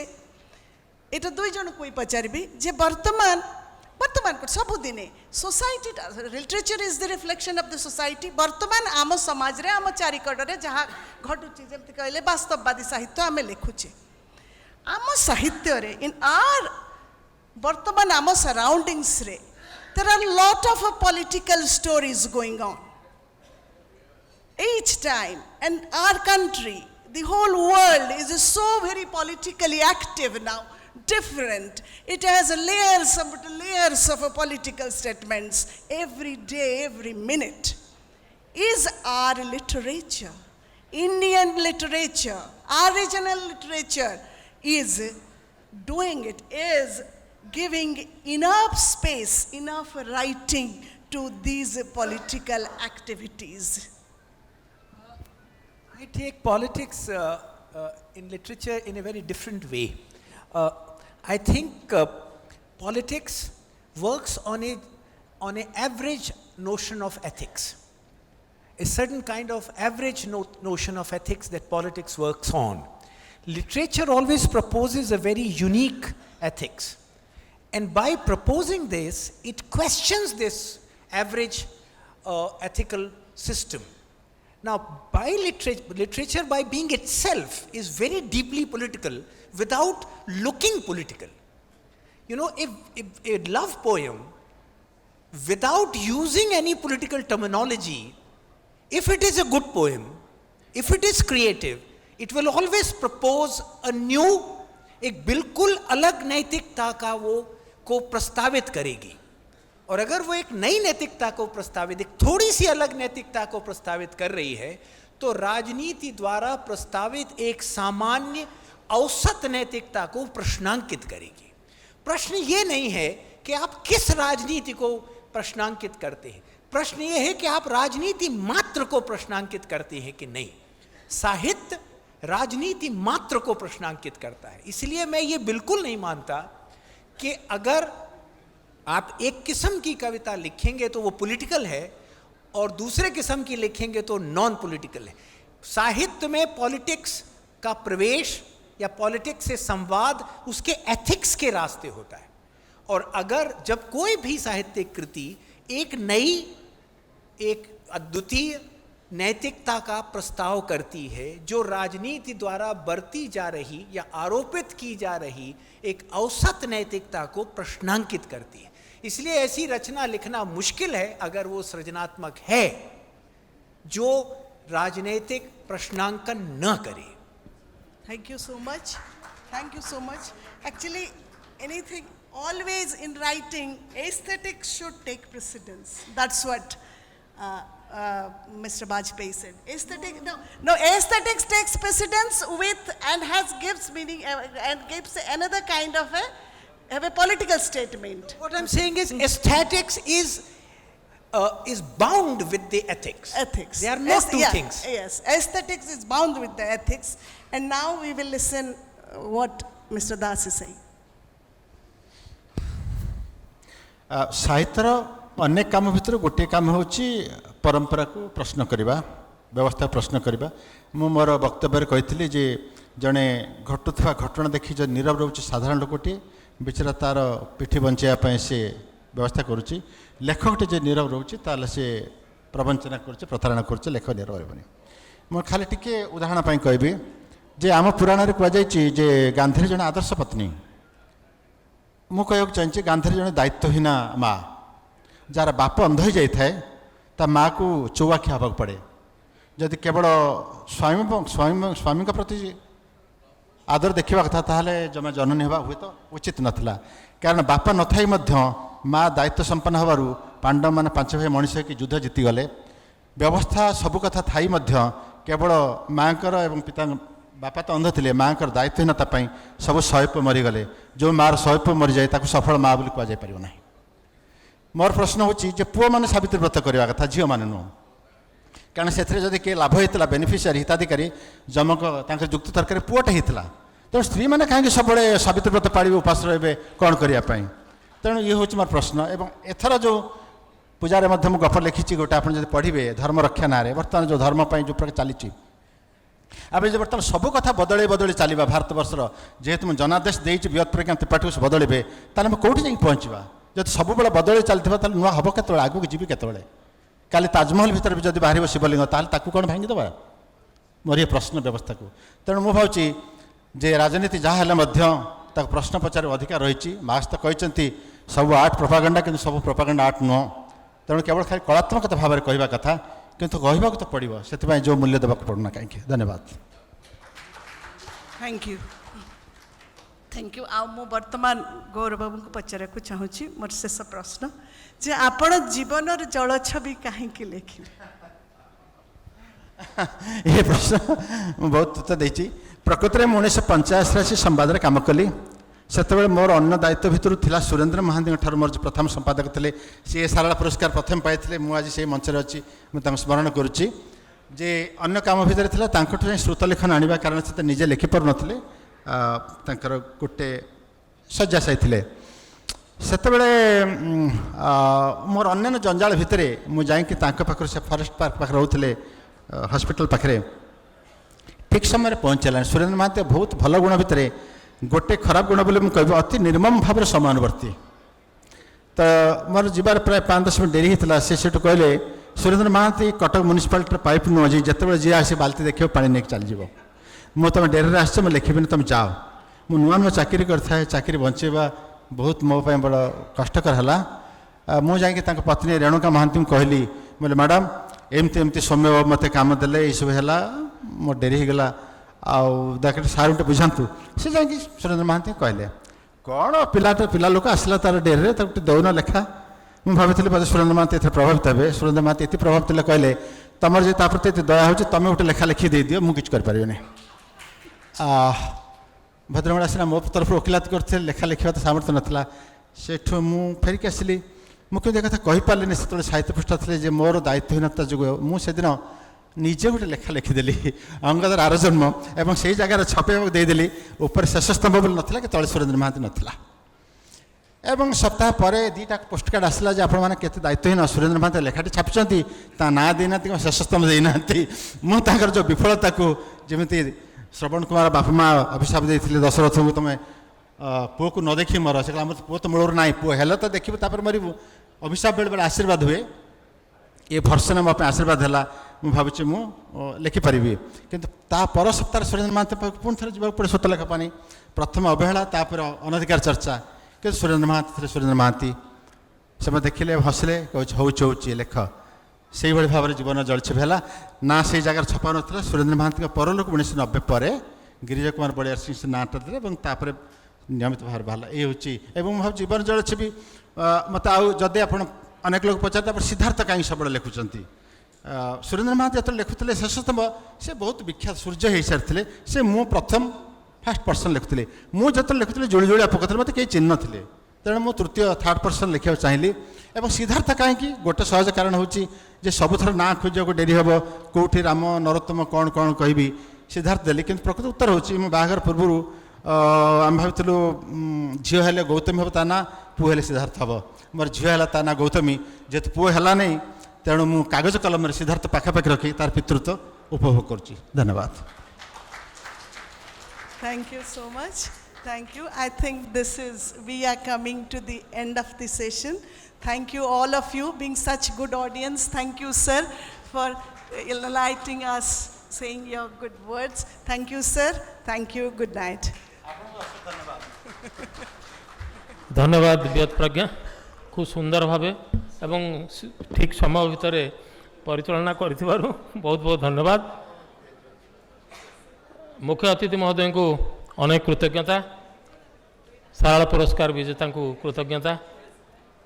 आपण माने जो माने आमर निमंत्रण रक्षा करी ये सभा को साफल्य मंडित करिसेंती आपण मानक समस्त को धन्यवाद कृतज्ञता।